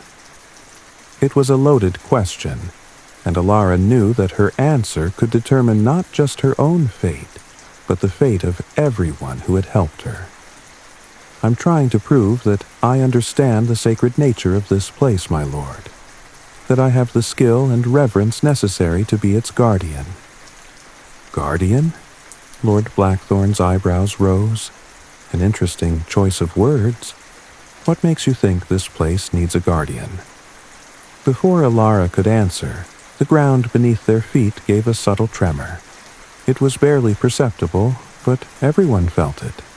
A shift in the earth itself, as if something vast was stirring far below. Lord Blackthorn's expression sharpened. "How long has that been happening?" "The tremors? They started 3 days ago, when we began working on the central section." Alara decided that honesty was her best strategy. "They've been getting stronger as we've progressed." "And you didn't think to report this to the proper authorities?" I wasn't sure what to report, my lord. The tremors are very mild, and they don't seem to be causing any damage." Lord Blackthorn exchanged a meaningful look with Reeve Ashford. There was something in that glance that suggested they knew more about this place than they had previously let on. "My lord," Ashford said carefully, "perhaps we should discuss this matter privately." "No." Lord Blackthorn's voice was firm. "If Mistress Thornwick is going to claim this land, she needs to understand what she's claiming, and what responsibilities come with it." He turned back to Alara, his expression grave. "Tell me, what do you know about the history of this place? The real history, not just the village stories." "I know that the Romans built here, and that families have tried to settle here several times over the centuries. I know that the last family died in a fire 30 years ago. And do you know why they died?" Alara felt a chill run down her spine. "Henrik said it was arson. Men who didn't want them here." "Henrik is correct, as far as he goes. But he doesn't know the whole truth." "Aj." Lord Blackthorn placed his hand on one of the labyrinth's stones, and Alara saw him flinch slightly, as if the contact had delivered a shock. "The men who set that fire weren't just motivated by prejudice, Mistress Thornwick. They were motivated by fear." "Fear of what?" "Of this." He gestured at the ground beneath their feet. "Of what lies sleeping beneath this clearing, and what happens when it begins to wake." Another tremor ran through the earth, stronger this time. The mist that had been hovering at the edges of the clearing began to swirl inward, drawn by some invisible force toward the labyrinth's center. "My lord," one of the advisors said urgently, "perhaps we should—" "No." Lord Blackthorn's voice cut through the man's protest. "She's already awakened it. Running away now won't change anything." Alara felt panic rising in her chest. "My lord, I don't understand. What have I awakened?" "The Hearth Warden," Lord Blackthorn said simply, though that's not really what it is. That's just the name the village gave to something they didn't understand. Then what is it really? Lord Blackthorn was quiet for a long moment, his eyes fixed on the swirling mist. When he spoke, his voice carried the weight of old knowledge and older fears. It's a guardian, yes, but not just of this place. It's a guardian of the old ways, the ancient powers that existed before Rome, before Christianity, before the ordered world we've built on top of them. He looked directly at Alara, and it's been waiting for someone worthy to claim this place and accept the responsibilities that come with it. What responsibilities?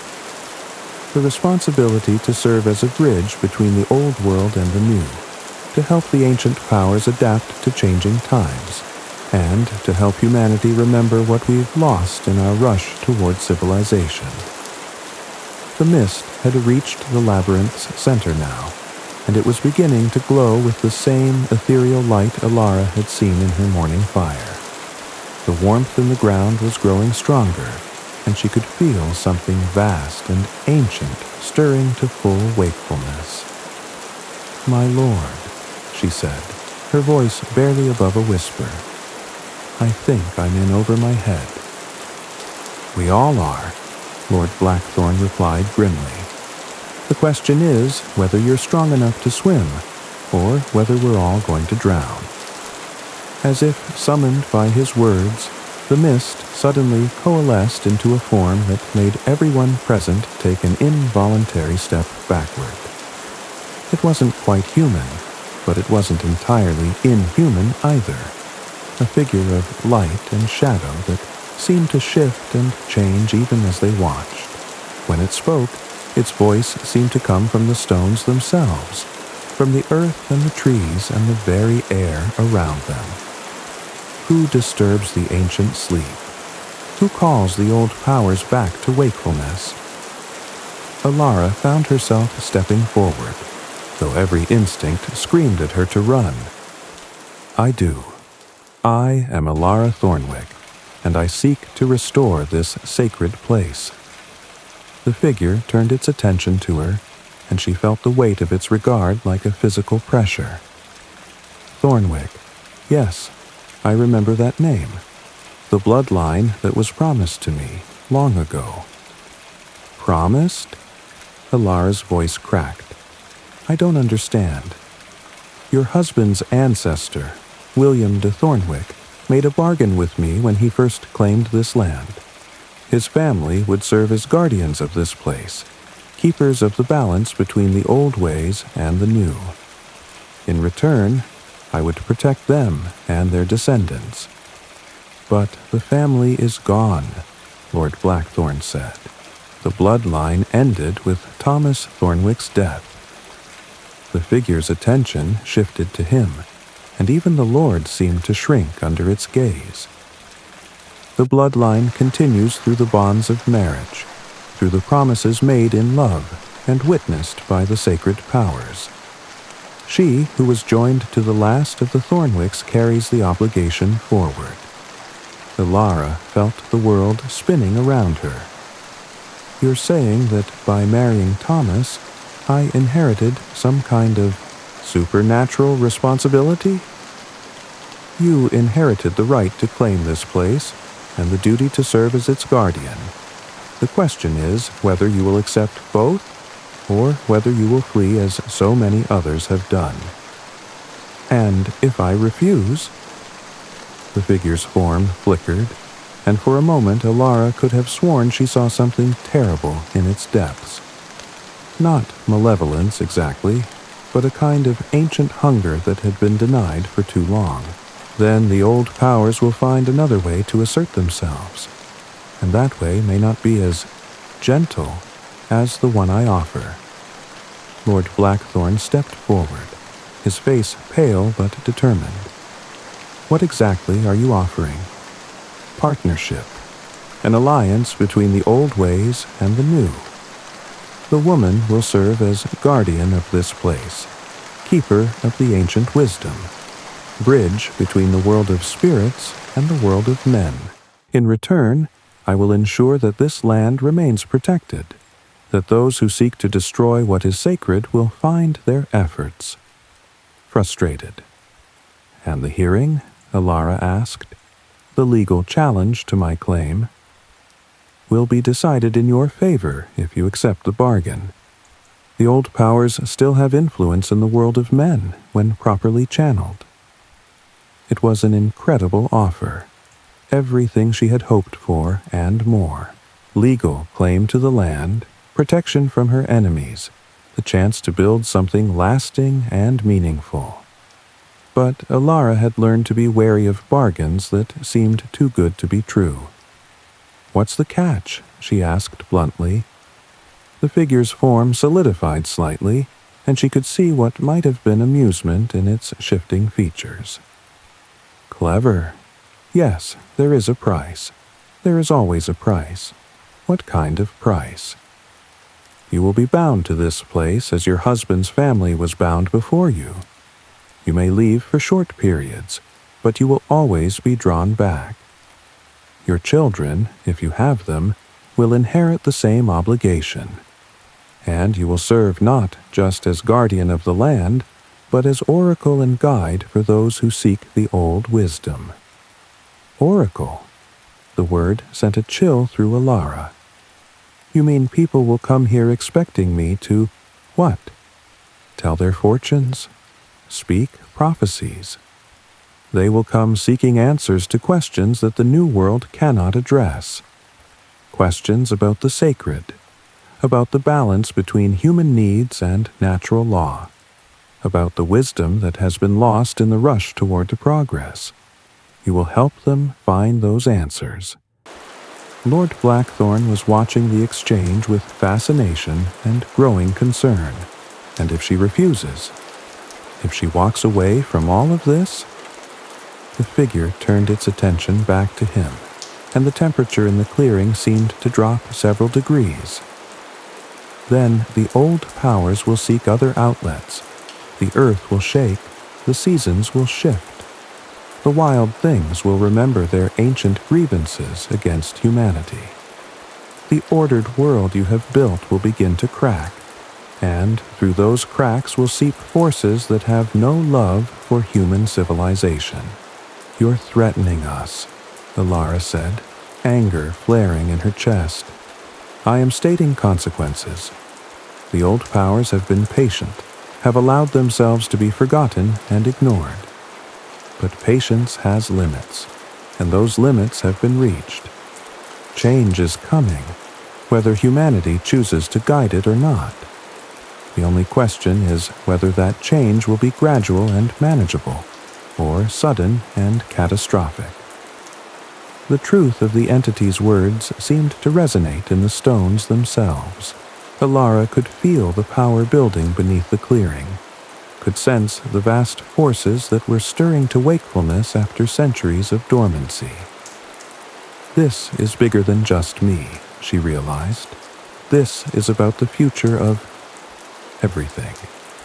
"I need time to think," she said finally. "Time is a luxury you do not have. The awakening has begun, and it cannot be stopped or delayed. Choose now, Guardian, or the choice will be made for you." The pressure was enormous, the weight of impossible responsibility settling on her shoulders like a physical burden. But as Alara looked around the clearing, at the labyrinth they had built with such care and reverence, at the great oak standing sentinel over the sacred space, at the faces of the men who had come to witness this moment, she realized that the choice had already been made.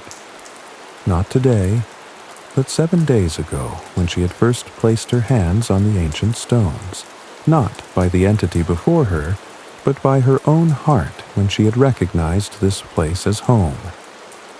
"I accept," she said, her voice steady despite the magnitude of what she was committing to.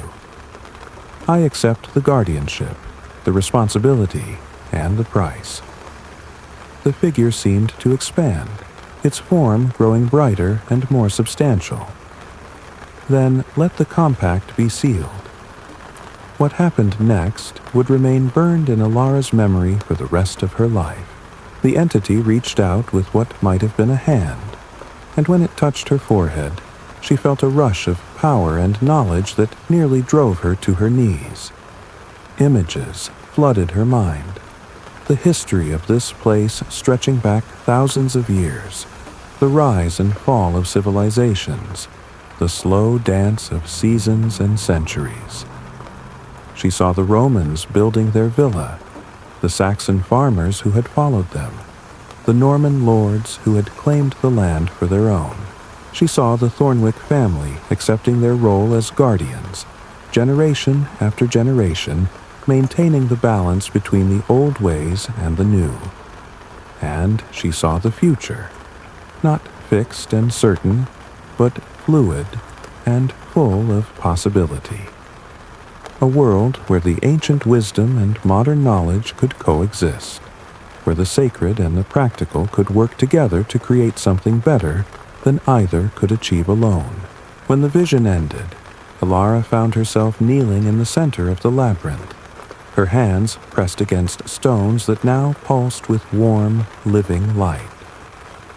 The entity was gone, but its presence remained, not as a separate being, but as part of the place itself, woven into the very fabric of the sacred space.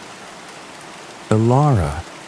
Lord Blackthorn's voice seemed to come from very far away. "Are you all right?" She looked up at him and saw her reflection in his eyes. The same woman she had always been, but somehow more. There was a depth to her gaze now that hadn't been there before, a sense of connection to something vast and ancient and eternal. "I'm fine," she said, and was surprised to find that it was true. "Better than fine. I'm complete." Lord Blackthorn helped her to her feet, his expression a mixture of awe and concern. "What did you see? What did it show you?" "Everything," Alara replied simply. "The past, the present, the possibilities for the future, and my place in all of it." "And the hearing? The legal challenge?" Alara smiled, and in that smile was a confidence that came from sources deeper than human law. "The hearing will go well. The old powers keep their bargains, my lord. Always." As they prepared to leave the clearing, Alara took one last look at the labyrinth. It was complete now, though she couldn't remember finishing it. The stones glowed with soft, warm light, and the path seemed to beckon to anyone who might seek the peace and wisdom it offered. Home, she thought, and felt the truth of it settle into her bones. Not just a place to live, but a place to serve. A bridge between worlds, a sanctuary for those who seek the sacred in an increasingly secular age. The responsibility was enormous, the commitment absolute, but as she walked back through the forest toward the village, Alara felt something she had never experienced before. She felt ready for whatever came next.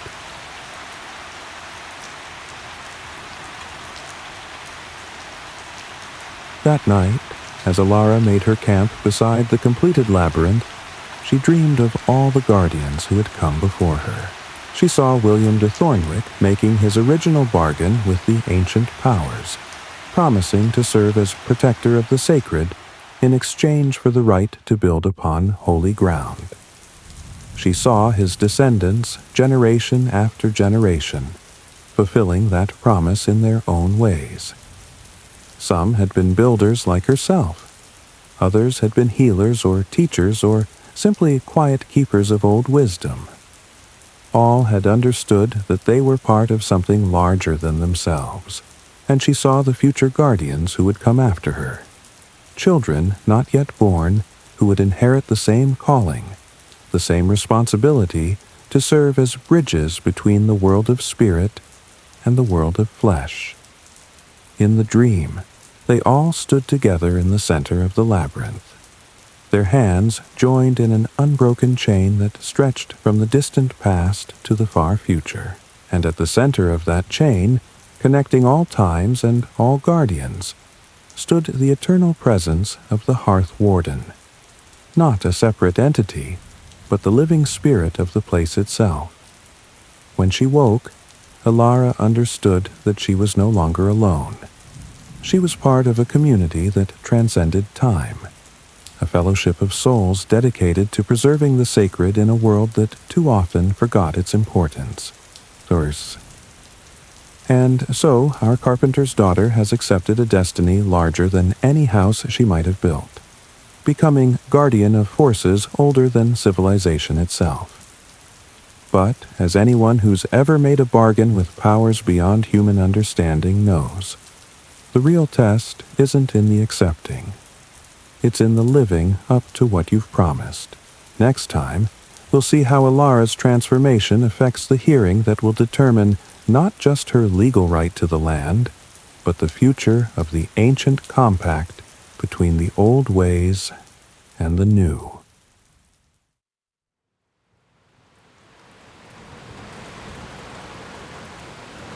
The Judgment. The grandfather clock in my study has just chimed 5 times, and the first pale light of dawn is beginning to creep across the sky. There's something fitting about reaching this moment, the formal hearing that will determine Alara's fate, just as night gives way to day. Because sometimes the most important judgments happen not in the harsh light of noon, but in those liminal moments when one world transforms into another. The great hall of Blackthorn Manor had not seen such a gathering in living memory. Every bench was filled, every wall lined with standing observers, and still more people crowded around the open doors, straining to hear the proceedings that would determine not just one woman's fate, but the future of their entire community. Alara sat at a small table facing the raised dais where Lord Blackthorn would preside, her hands folded calmly in her lap despite the churning in her stomach. The past week had been a whirlwind of preparation and growing anticipation, as word of her bargain with the Hearth Warden had spread through the village like wildfire. Some had come to support her, the allies who had helped build the labyrinth, the villagers who had been moved by what they witnessed there. Others had come to oppose her. Godwin Fletcher and his supporters, the guild masters who saw her success as a threat to their authority, the conservative voices who believed that some changes were simply too dangerous to allow. But most had come simply to witness history in the making. Whatever happened today would be talked about for generations, and no one wanted to say they had missed it. Lord Blackthorn entered the hall with a ceremony befitting the occasion, dressed in his finest robes and accompanied by the full panoply of his household officials. But Alara noticed something that others might have missed, a subtle change in his bearing, a new depth to his gaze that suggested he too had been affected by what they had witnessed in the clearing. "We are gathered," he began, his voice carrying easily to every corner of the packed hall, to hear the petition of Alara Thornwick, widow, who claims the right to hold and build upon the land known as the Sacred Grove by virtue of ancient grant and marriage right. A murmur ran through the crowd at the formal naming of the grove. Most had known it simply as the empty land, or the cursed place. To hear it called sacred in an official proceeding was already a small victory. "The petitioner will state her case," Lord Blackthorn continued, followed by any who would speak in opposition. "Then we shall render judgment according to law, custom, and the good of the realm." Alara rose and walked to the center of the hall, feeling the weight of hundreds of eyes upon her. A week ago, such scrutiny would have terrified her. But the knowledge she now carried, the connection to powers older than human law, gave her a confidence that ran deeper than mere courage. "My lords and neighbors," she began, her voice clear and strong, I come before you not as a woman seeking to overturn tradition, but as one called to fulfill an ancient obligation." She paused, letting her words settle into the silence. "7 days ago, I was simply a widow seeking to build a home. Today, I stand before you as the guardian of a sacred trust that has been maintained for centuries by the Thornwick family." "What sacred trust?" called out a voice from the crowd. Master Aldwin, his tone skeptical and hostile. "The trust to serve as keeper of the balance between the old ways and the new," Alara replied. "To maintain the compact between human civilization and the ancient powers that still dwell in the wild places of the world." Another murmur, this one tinged with unease. Talk of ancient powers made many in the audience uncomfortable, reminding them of beliefs their grandparents had held, but which the modern world preferred to forget. "You speak of compacts and ancient powers," said Father Marcus, rising from his seat among the clergy. "But what proof do you offer that such things exist? What evidence beyond your own word?" It was a fair question, and one Alara had been expecting. She reached into the leather satchel at her side and withdrew something that made several people gasp. It was a stone from the labyrinth's center, but not as they had seen it before.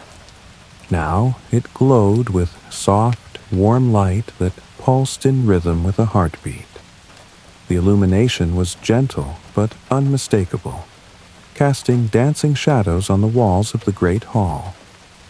This stone was placed by Roman builders 800 years ago, Alara said, holding it so all could see. For centuries it lay dormant, waiting for someone worthy to awaken its power. The light you see is not of human making. It is the visible sign of the Hearth Warden's presence, the ancient spirit that guards the sacred grove. She set the stone on the table before her, where its glow continued to pulse steadily. "But this is not the only proof I offer. In the past week, since the labyrinth was completed, how many of you have noticed changes in your own lives? Dreams more vivid, intuitions more clear, a sense of connection to something larger than yourselves?" Alara looked around the hall and saw recognition dawning on many faces. The awakening of the Hearth Warden had indeed affected the entire community, stirring dormant sensitivities and opening pathways of perception that had been closed for generations. "The old powers are not gone," she continued. "They have simply been sleeping, waiting for humanity to remember its proper relationship with the sacred. My role as guardian is to help facilitate that remembering, to serve as a bridge between the world of spirit and the world of flesh." "Pretty words," Godwin Fletcher said, rising from his seat with obvious hostility. "But what does any of this have to do with your right to claim land that belongs to Lord Blackthorn?" "Everything," Lord Blackthorn himself replied, surprising everyone in the hall, "because the land in question was never truly mine to give or withhold." The Lord stood and walked to a cabinet behind his chair, from which he withdrew an ancient scroll bound with faded ribbon. "This is the original grant made to William de Thornwick in the year 1298. I had my scholars examine it after our encounter in the grove." He unrolled the parchment carefully, revealing text written in Latin and illuminated with intricate designs that seemed to shift and move in the light from Alara's stone. "The grant is not for ownership in the modern sense," Lord Blackthorn explained. "It is for guardianship, for the right and obligation to serve as keeper of the sacred grove, and according to the terms set forth here, that guardianship passes not just through blood, but through marriage bonds witnessed by the ancient powers themselves." "You're saying she has a legal right to the land?" asked Reeve Ashford, though his tone suggested he already knew the answer. I'm saying she has the only right that matters, Lord Blackthorn replied. The right granted by powers older than human law, confirmed by her acceptance of the responsibilities that come with guardianship. Godwin Fletcher's face had gone purple with rage. This is madness. You're letting superstition and pagan nonsense override proper authority. Am I? Lord Blackthorn's voice carried a dangerous edge. Tell me, Master Fletcher, what authority do you claim over forces that can shake the earth itself? What law governs spirits that have watched empires rise and fall? As if summoned by his words, a tremor ran through the hall. Not violent, but unmistakable. The stone on Alara's table pulsed brighter, and several people in the audience gasped as they felt the presence of something vast and ancient stirring beneath their feet. The old powers are awakening, Lord Blackthorn continued, his voice cutting through the nervous murmur of the crowd. The question before us is not whether we will acknowledge them. They will make themselves known regardless. The question is whether we will work with them through a guardian who understands their nature, or whether we will face them as enemies through our own ignorance and fear. But surely, said Master Aldwin, his voice shaking slightly, surely there must be some other way, some means of containing these forces without surrendering to them. Containing them. Alara spoke for the first time since beginning her formal presentation. Master Aldwin, you speak of the ancient powers as if they were wild beasts to be caged, but they are not our enemies. They are the very forces that give life meaning, that connect us to the sacred dimensions of existence. She walked to the center of the hall, the glowing stone in her hands casting warm light on the faces around her. For too long, we have tried to build our civilization by denying the sacred, by pretending that the material world is all that exists, but the plague has shown us the cost of that denial.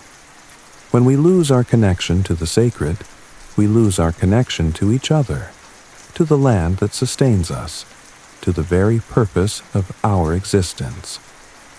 And you think you can restore that connection? Father Marcus asked, his tone more curious than challenging now. I think I can serve as a bridge, Alara replied, a place where those who seek the sacred can find guidance, where the old wisdom and the new knowledge can work together to create something better than either could achieve alone. What kind of guidance? This question came from an unexpected source. Sarah the Weaver, who had been one of Alara's earliest supporters. The kind that helps people remember who they truly are, Alara said, her voice growing stronger as she felt the truth of her words resonate through the hall. The kind that shows them how to live in harmony with the natural world, how to build communities based on mutual support rather than competition and fear. She looked around the hall, meeting the eyes of friends and enemies alike. The labyrinth I have built is not just a monument to the past. It is a tool for the future, a place where people can walk the ancient paths of meditation and reflection, where they can quiet their minds and open their hearts to wisdom that transcends the narrow concerns of daily life. And if we refuse, Godwin Fletcher demanded, if we reject this bargain with pagan spirits? The tremor that ran through the hall this time was stronger, and the stone in Alara's hands flared so brightly that several people had to shield their eyes. When the light faded, everyone could see that the ancient scroll in Lord Blackthorn's hands was now glowing with the same warm radiance. Then you will face the consequences of that refusal, a voice said, but it was not Alara who spoke. The words seemed to come from the stone itself, from the very walls of the hall, carrying the weight of centuries and the promise of powers beyond human comprehension. The compact has been renewed. The guardian has been chosen. Those who would honor the ancient ways will find protection and guidance. Those who would deny them will find other lessons. The silence that followed was profound, broken only by the sound of people shifting nervously in their seats. Even Godwin Fletcher seemed stunned into speechlessness by the direct manifestation of the power Alara claimed to represent. Lord Blackthorn was the first to recover his composure. "It seems," he said dryly, "that the matter has been decided by authorities higher than my own." He rolled up the ancient scroll and returned it to its cabinet, then turned to face the assembled crowd. "By the power vested in me as lord of this domain, and in accordance with laws both human and divine, I hereby confirm Alara Thornwick in her guardianship of the sacred grove. Let all who hear these words know that she holds that land not by my grant, but by right of ancient compact and sacred duty." The hall erupted in a mixture of cheers and protests, but Lord Blackthorn's voice cut through the chaos. "Furthermore, I declare that any who would interfere with the guardian in the performance of her duties will answer to me personally. The sacred grove is under my protection, and those who threaten it threaten the stability of the entire realm." As the crowd began to disperse, some celebrating and others grumbling, Alara found herself surrounded by her allies.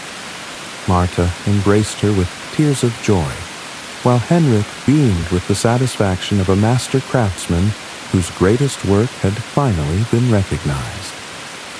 But it was Father Marcus who surprised her most. The priest approached with an expression of wonder, and something that might have been relief. "I owe you an apology," he said quietly. "I have spent so many years trying to stamp out the old beliefs that I had forgotten they might contain wisdom worth preserving." "There's nothing to apologize for, Father," Alara replied. "The old ways and the new can coexist. The sacred is large enough to encompass many paths to truth." "Perhaps," he said thoughtfully, "perhaps you could teach me something about that. About how to serve God while honoring the ancient wisdom."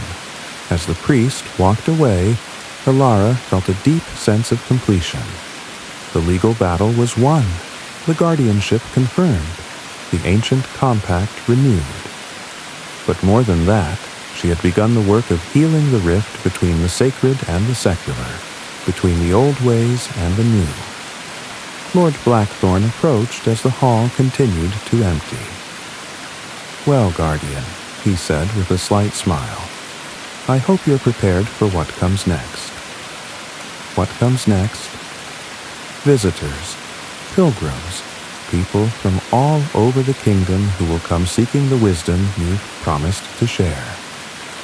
His expression grew serious. "The word will spread quickly. There's a place where the old powers still dwell, where guidance can be found for those who seek it. Are you ready for that responsibility?" Alara thought of the labyrinth waiting in the forest, of the great oak standing sentinel over the sacred space, of the presence that now dwelt within her own heart. "I'm ready," she said, and knew it was true. As she walked out of the great hall and into the afternoon sunlight, Alara felt the weight of her new role settling around her like a cloak. It was a heavy responsibility, but not a burden. She was exactly where she belonged, doing exactly what she was meant to do. Behind her, she could hear Godwin Fletcher's voice raised in angry protest, but the words seemed to come from very far away. The time for opposition and denial was passing. The age of the guardian had begun. The weight of dreams. The fire crackled between them, sending sparks up into the star-scattered darkness. Henrik had stayed late to help with the roof beams, and now the three of them, Alara, Henrik, and Finn, sat in comfortable exhaustion, sharing the simple meal Marta had brought from the village. "Tell me something," Finn said, breaking the companionable silence. His young face was serious in the firelight, older than his years in the way of those who had seen too much too early. "What do you see when you look at this place? When it's finished, I mean." Alara considered the question, her eyes moving from the skeletal frame of her house to the faces of these men who'd become more than helpers. They'd become friends, chosen family, the foundation of whatever life she was building here. "I see mornings," she said finally.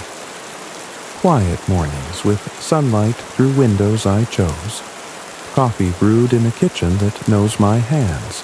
I see a garden where I can grow the herbs my mother taught me to tend. I see—" She paused, surprised by the emotion in her own voice. "I see a place where people are welcome, where someone running from their own fire might find shelter." Henrik nodded slowly, understanding flickering in his weathered features. A place that remembers what home should feel like." "What about you?" Alara asked, turning to the older man. "What do you see?" Henrik was quiet for so long she thought he might not answer. When he spoke, his voice was rough with unshed tears. "I see my boy's hands in every joint we've cut. See the cathedral he dreamed of building. Just smaller, more human-sized." He cleared his throat. "See a place where his memory can rest easy, knowing it helped create something good." The silence that followed was heavy but not uncomfortable, the weight of shared understanding rather than awkwardness. "Finn," Alara prompted gently. The young man stared into the fire, his hands clasped tightly around his cup. "I see a place where maybe I could learn to sleep without nightmares, where the sound of hammers means building instead of—" He stopped, shook his head. "Where I could remember what it felt like to believe in tomorrow." "The war?" Henrik asked quietly. Finn nodded. "Saw too much. Did too much. Came home and couldn't fit back into the shape I used to be. But here, working with my hands, making something instead of destroying." He looked up at them, his young eyes ancient with pain. "Here, I remember who I was before, who I might be again." Alara reached across the space between them, covering his hand with hers. "Then that's what we're building. Not just a house, but a place where broken things can heal, where people can remember who they were before the world tried to break them." "Is that what you're doing?" Henrik asked her. "Remembering who you were?" Alara smiled, feeling the truth of it settle in her chest like a bird finding its nest. "No, I'm discovering who I'm becoming. The woman I was before, Thomas's wife, the village carpenter's daughter. She died in that fire. But maybe that's not the tragedy I thought it was. Maybe sometimes we have to lose who we were to find who we're meant to be." The fire popped, sending up a shower of sparks that danced briefly against the stars before winking out. In the renewed quiet, they could hear the night sounds of the forest. Owl calls and rustling leaves, the distant sound of water over stones. "You know what I think?" Finn said suddenly. "I think this place is going to be more than a house. It's going to be a beginning, for all of us." "A beginning of what?" Henrik asked. Finn smiled, and for a moment he looked his actual age. Young, hopeful, full of possibility. "Of whatever comes next. Of the stories we haven't written yet. Of the people we're still becoming."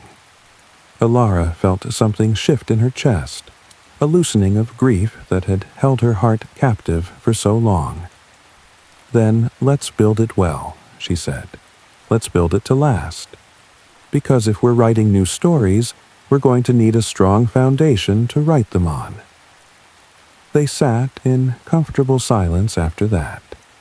Three souls who'd found each other in the wilderness, bound together by shared work and the growing understanding that sometimes the most important thing you could build wasn't shelter for your body, but sanctuary for your spirit.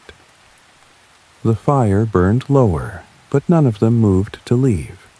Tomorrow would bring more work, more challenges, more small victories in the ongoing battle to create something beautiful from the ruins of what had been lost. But tonight, they simply sat together under the vast canopy of stars. Three people who'd learned that home wasn't a place you found. It was something you built, one careful choice at a time, with your own hands and the help of those who chose to stay. Epilogue. Fragment. 3 months later, the sacred grove had become exactly what Lord Blackthorn had predicted, a destination for pilgrims and seekers from across the kingdom. They came seeking healing, guidance, wisdom, or simply the peace that could be found by walking the ancient paths of the labyrinth. Ilara had built a small house on the Roman foundations, simple but beautiful, designed to welcome visitors while preserving the sacred nature of the space. She had also established a school of sorts, where those who wished could learn the old crafts, not just carpentry and stonework, but the deeper arts of building in harmony with the natural world. Henrik had become her first and most devoted student, finally learning the secrets he had spent a lifetime trying to understand. Agnes taught courses in stonework that were really lessons in patience and reverence. Even Finn had found his place, creating tools and implements that seemed to sing with their own inner harmony. But perhaps the most surprising development was the friendship that had grown between Ilara and Father Marcus. The priest had become a regular visitor to the grove, and together they had begun exploring ways to integrate the ancient wisdom with Christian teaching. Their conversations had led to a new understanding of the sacred that honored both traditions without diminishing either. And so, our carpenter's daughter has become something far greater than she ever imagined. Not just a builder of houses, but a builder of bridges between worlds. The girl who once dreamed of creating something lasting with her own hands has become the guardian of wisdom that will outlast empires. But every ending is also a beginning, and as Ilara settles into her new role, she knows that the real work is just starting.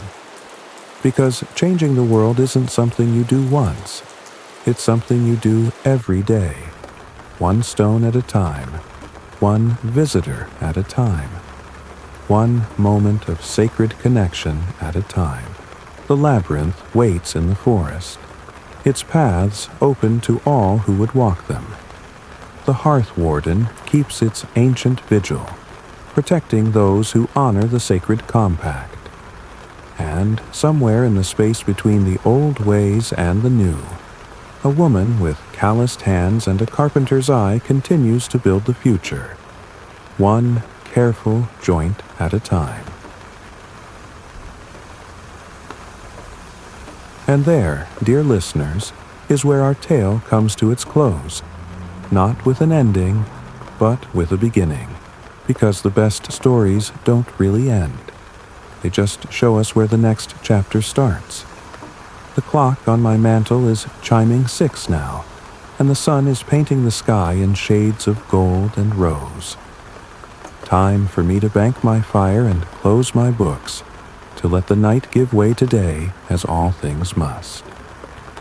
But the story lives on, in the space between sleeping and waking, in the moment when one world transforms into another. Until next time, may you find your own sacred groves. May you build your own bridges between worlds. And may you never forget that the most important foundations are the ones we lay with our own hands, in service of something larger than ourselves. This has been another tale from the Midnight Carpenter's Workshop. sleep well, and dream of the houses you might build in the spaces between what was and what could be. The first pilgrims. The sun has fully risen now, painting my study in warm, golden light, but I find I'm not quite ready to close this particular book. There's something about Alara's story that demands one more chapter. Not an ending, but a glimpse of the beginning that her ending made possible. Because sometimes the most important part of any tale is what happens after the telling stops. So 6 months after the hearing, the morning mist was just beginning to lift from the sacred grove when Alara heard the sound of approaching footsteps on the forest path. She looked up from the herb garden she was tending, a new addition to the clearing planted with healing plants that seemed to thrive in the presence of the awakened hearth warden, and saw 3 figures emerging from the trees. They were clearly travelers, dusty from the road and carrying the worn packs of those who had journeyed far.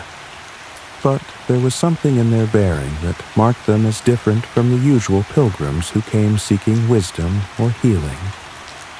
These 3 moved with the careful alertness of people accustomed to danger, and their eyes held the kind of hardness that came from seeing too much of the world's cruelty. The leader was a woman perhaps 10 years older than Alara, with graying hair bound back in a practical braid and scars on her hands that spoke of hard labor and harder choices. Behind her came a young man who couldn't have been more than 20, his face bearing the gaunt look of someone who had known hunger too well and too often. The third was older, a man with the bent back and careful movements of one whose body had been broken by years of toil. "Are you the guardian?" the woman asked without preamble, her voice carrying the flat accent of the northern counties. "I am Alara Thornwick," Alara replied, setting down her gardening tools and rising to greet them properly. "And you are welcome here, whatever brings you to the sacred grove." The woman's hard expression softened slightly at the genuine warmth in Alara's voice. "I am Margaret of Ashford, not the Ashford you know, but a village of the same name 3 days' ride north of here. These are my companions, David and old Tom." She gestured to her companions, who nodded politely but remained silent. "We've heard stories about this place, about what you've built here, about the old powers awakening. What kind of stories?"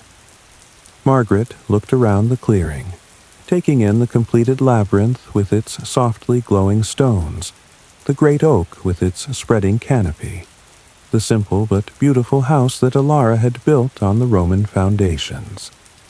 Stories about a place where the ancient ways still hold power, where those who have nowhere else to turn can find hope.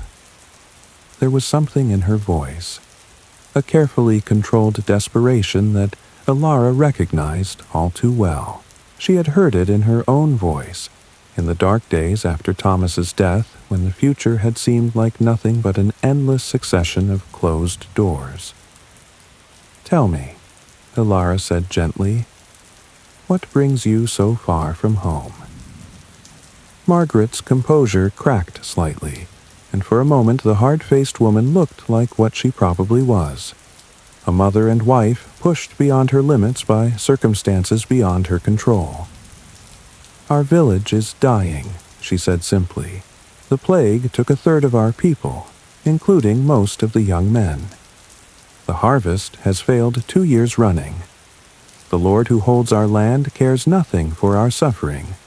He's raised the rents and demands payment in coin we don't have."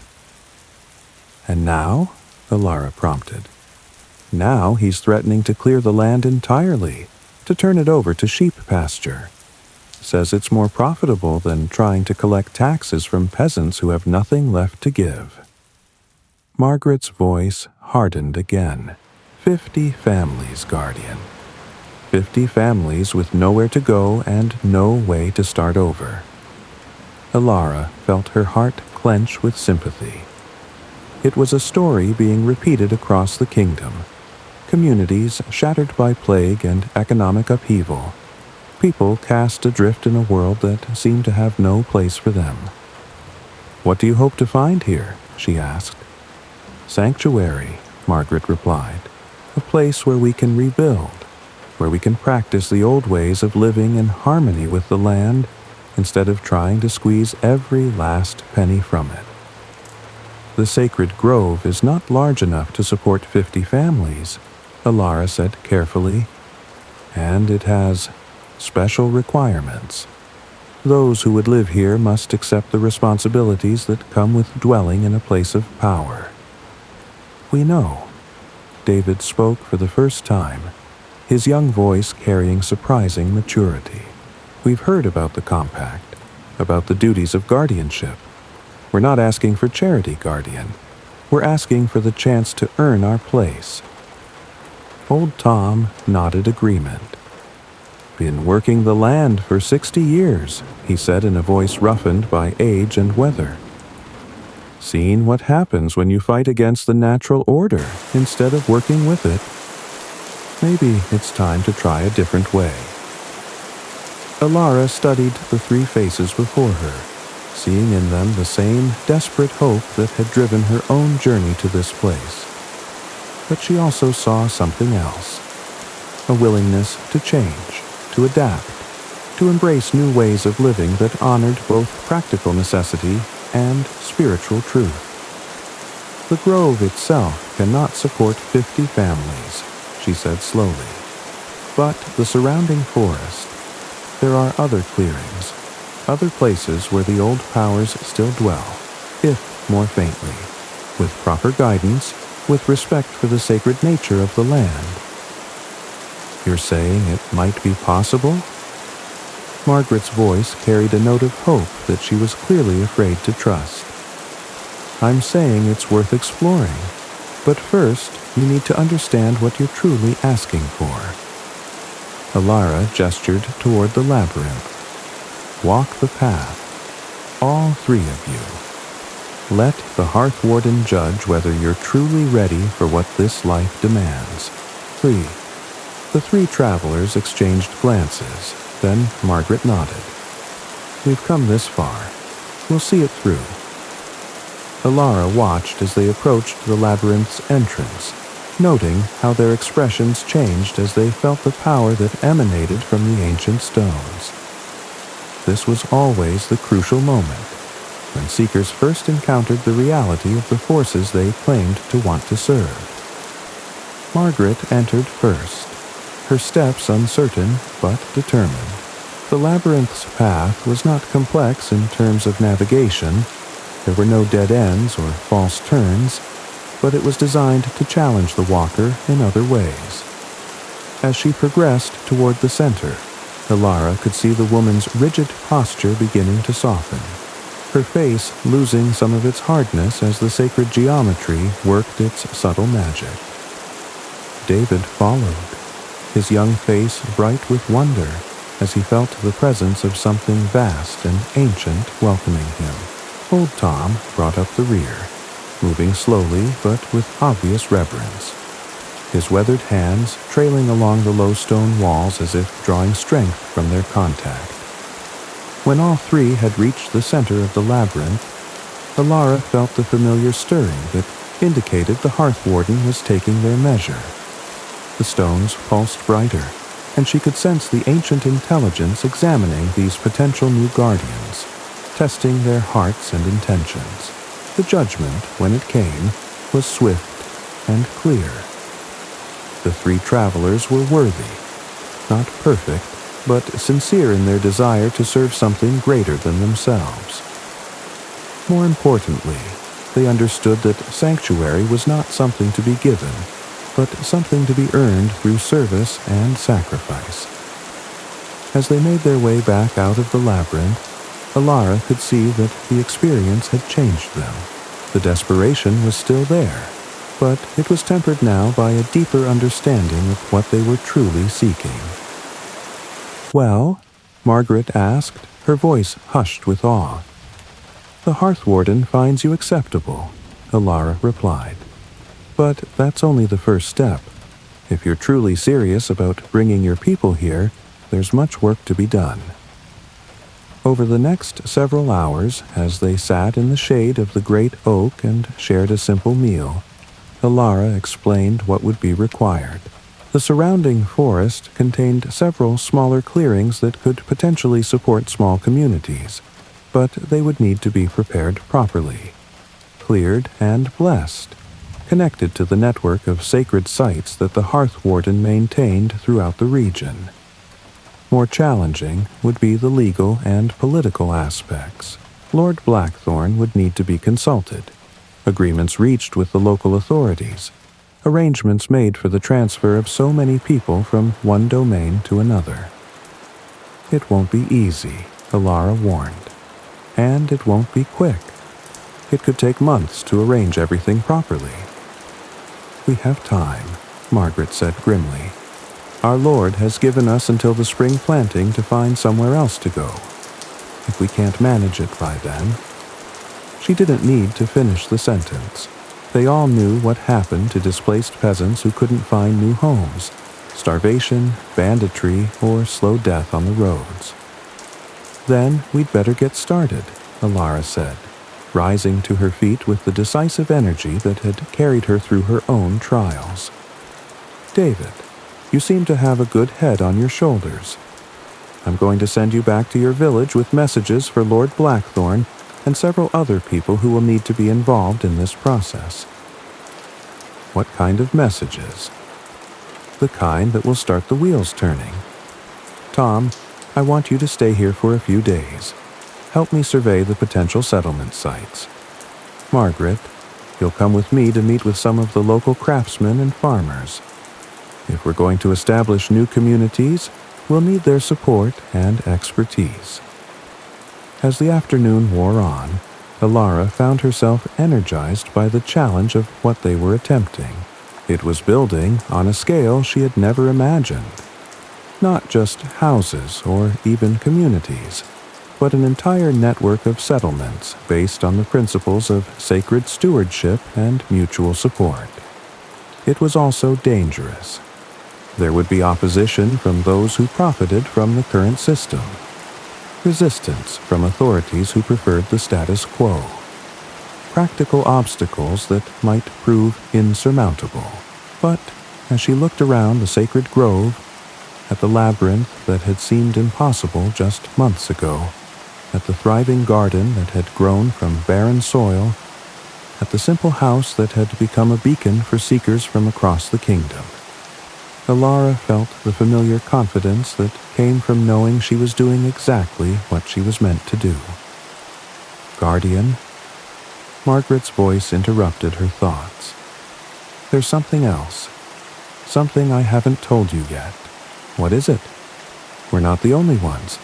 There are other villages, other communities facing the same problems. Word is spreading about what you've accomplished here, about the possibility of a different way of living." Margaret's voice grew stronger.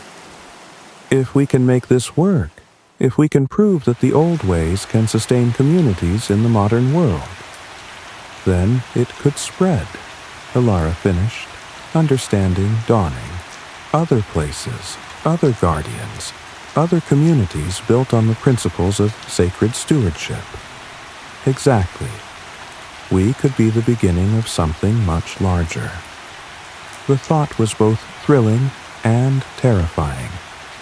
Alara had accepted the role of guardian thinking she would be responsible for one small grove, one ancient site.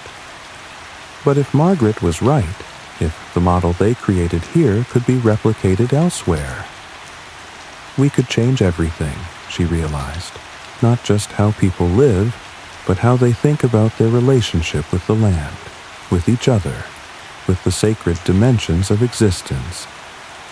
As evening fell over the sacred grove, Alara stood once again beside the great oak, her hand pressed against its ancient bark. The presence of the Hearth Warden was stronger now than it had ever been, fed by the growing network of connections that linked the grove to other sacred sites throughout the region. "Is this what you intended?" she asked silently. "When you chose me as guardian, did you know it would lead to this?" The answer came not in words, but in images, a vision of the future that took her breath away. She saw communities scattered across the landscape, each built around its own sacred center, each connected to the others by invisible threads of power and purpose. She saw people living in harmony with the natural world, their work guided by wisdom that honored both practical necessity and spiritual truth. She saw children growing up with an understanding of the sacred that had been lost for generations, craftsmen creating beauty that served both function and meaning, farmers working the land with reverence rather than exploitation, and at the center of it all, she saw herself, not as a ruler or leader, but as a teacher and guide, helping others find their own paths to the sacred, their own ways of serving the greater good. It was a beautiful vision, but also a daunting one. The work required would be enormous, the obstacles nearly insurmountable. There would be failures and setbacks, opposition and persecution, moments when the whole enterprise seemed doomed to collapse. But as Ilara looked around the sacred grove, at the labyrinth glowing softly in the twilight, at the house that had become a sanctuary for seekers, at the garden that provided both sustenance and beauty, she knew that the vision was not just possible, but inevitable. The old ways were awakening. The ancient powers were stirring, and somewhere in the space between what was and what could be, a new world was being born. One stone at a time, she thought, echoing the lesson Henrik had taught her so many months ago. One person at a time, one community at a time. The work would be long and difficult, but it would also be sacred. And that, Ilara had learned, made all the difference. Years later, when scholars tried to trace the origins of what they called the sacred community movement, they would point to that autumn evening when 3 desperate travelers found sanctuary in a forest grove. But those who lived through the transformation knew that the real beginning had been much earlier, in the moment when a grieving widow decided to build something beautiful on the ruins of her old life. The movement spread slowly at first, then with gathering momentum as word of the new communities reached other displaced populations. Each settlement was unique, shaped by the particular needs and gifts of its inhabitants, but all were united by common principles: respect for the sacred, harmony with the natural world, and the understanding that true prosperity came not from exploitation, but from stewardship. There was opposition, of course.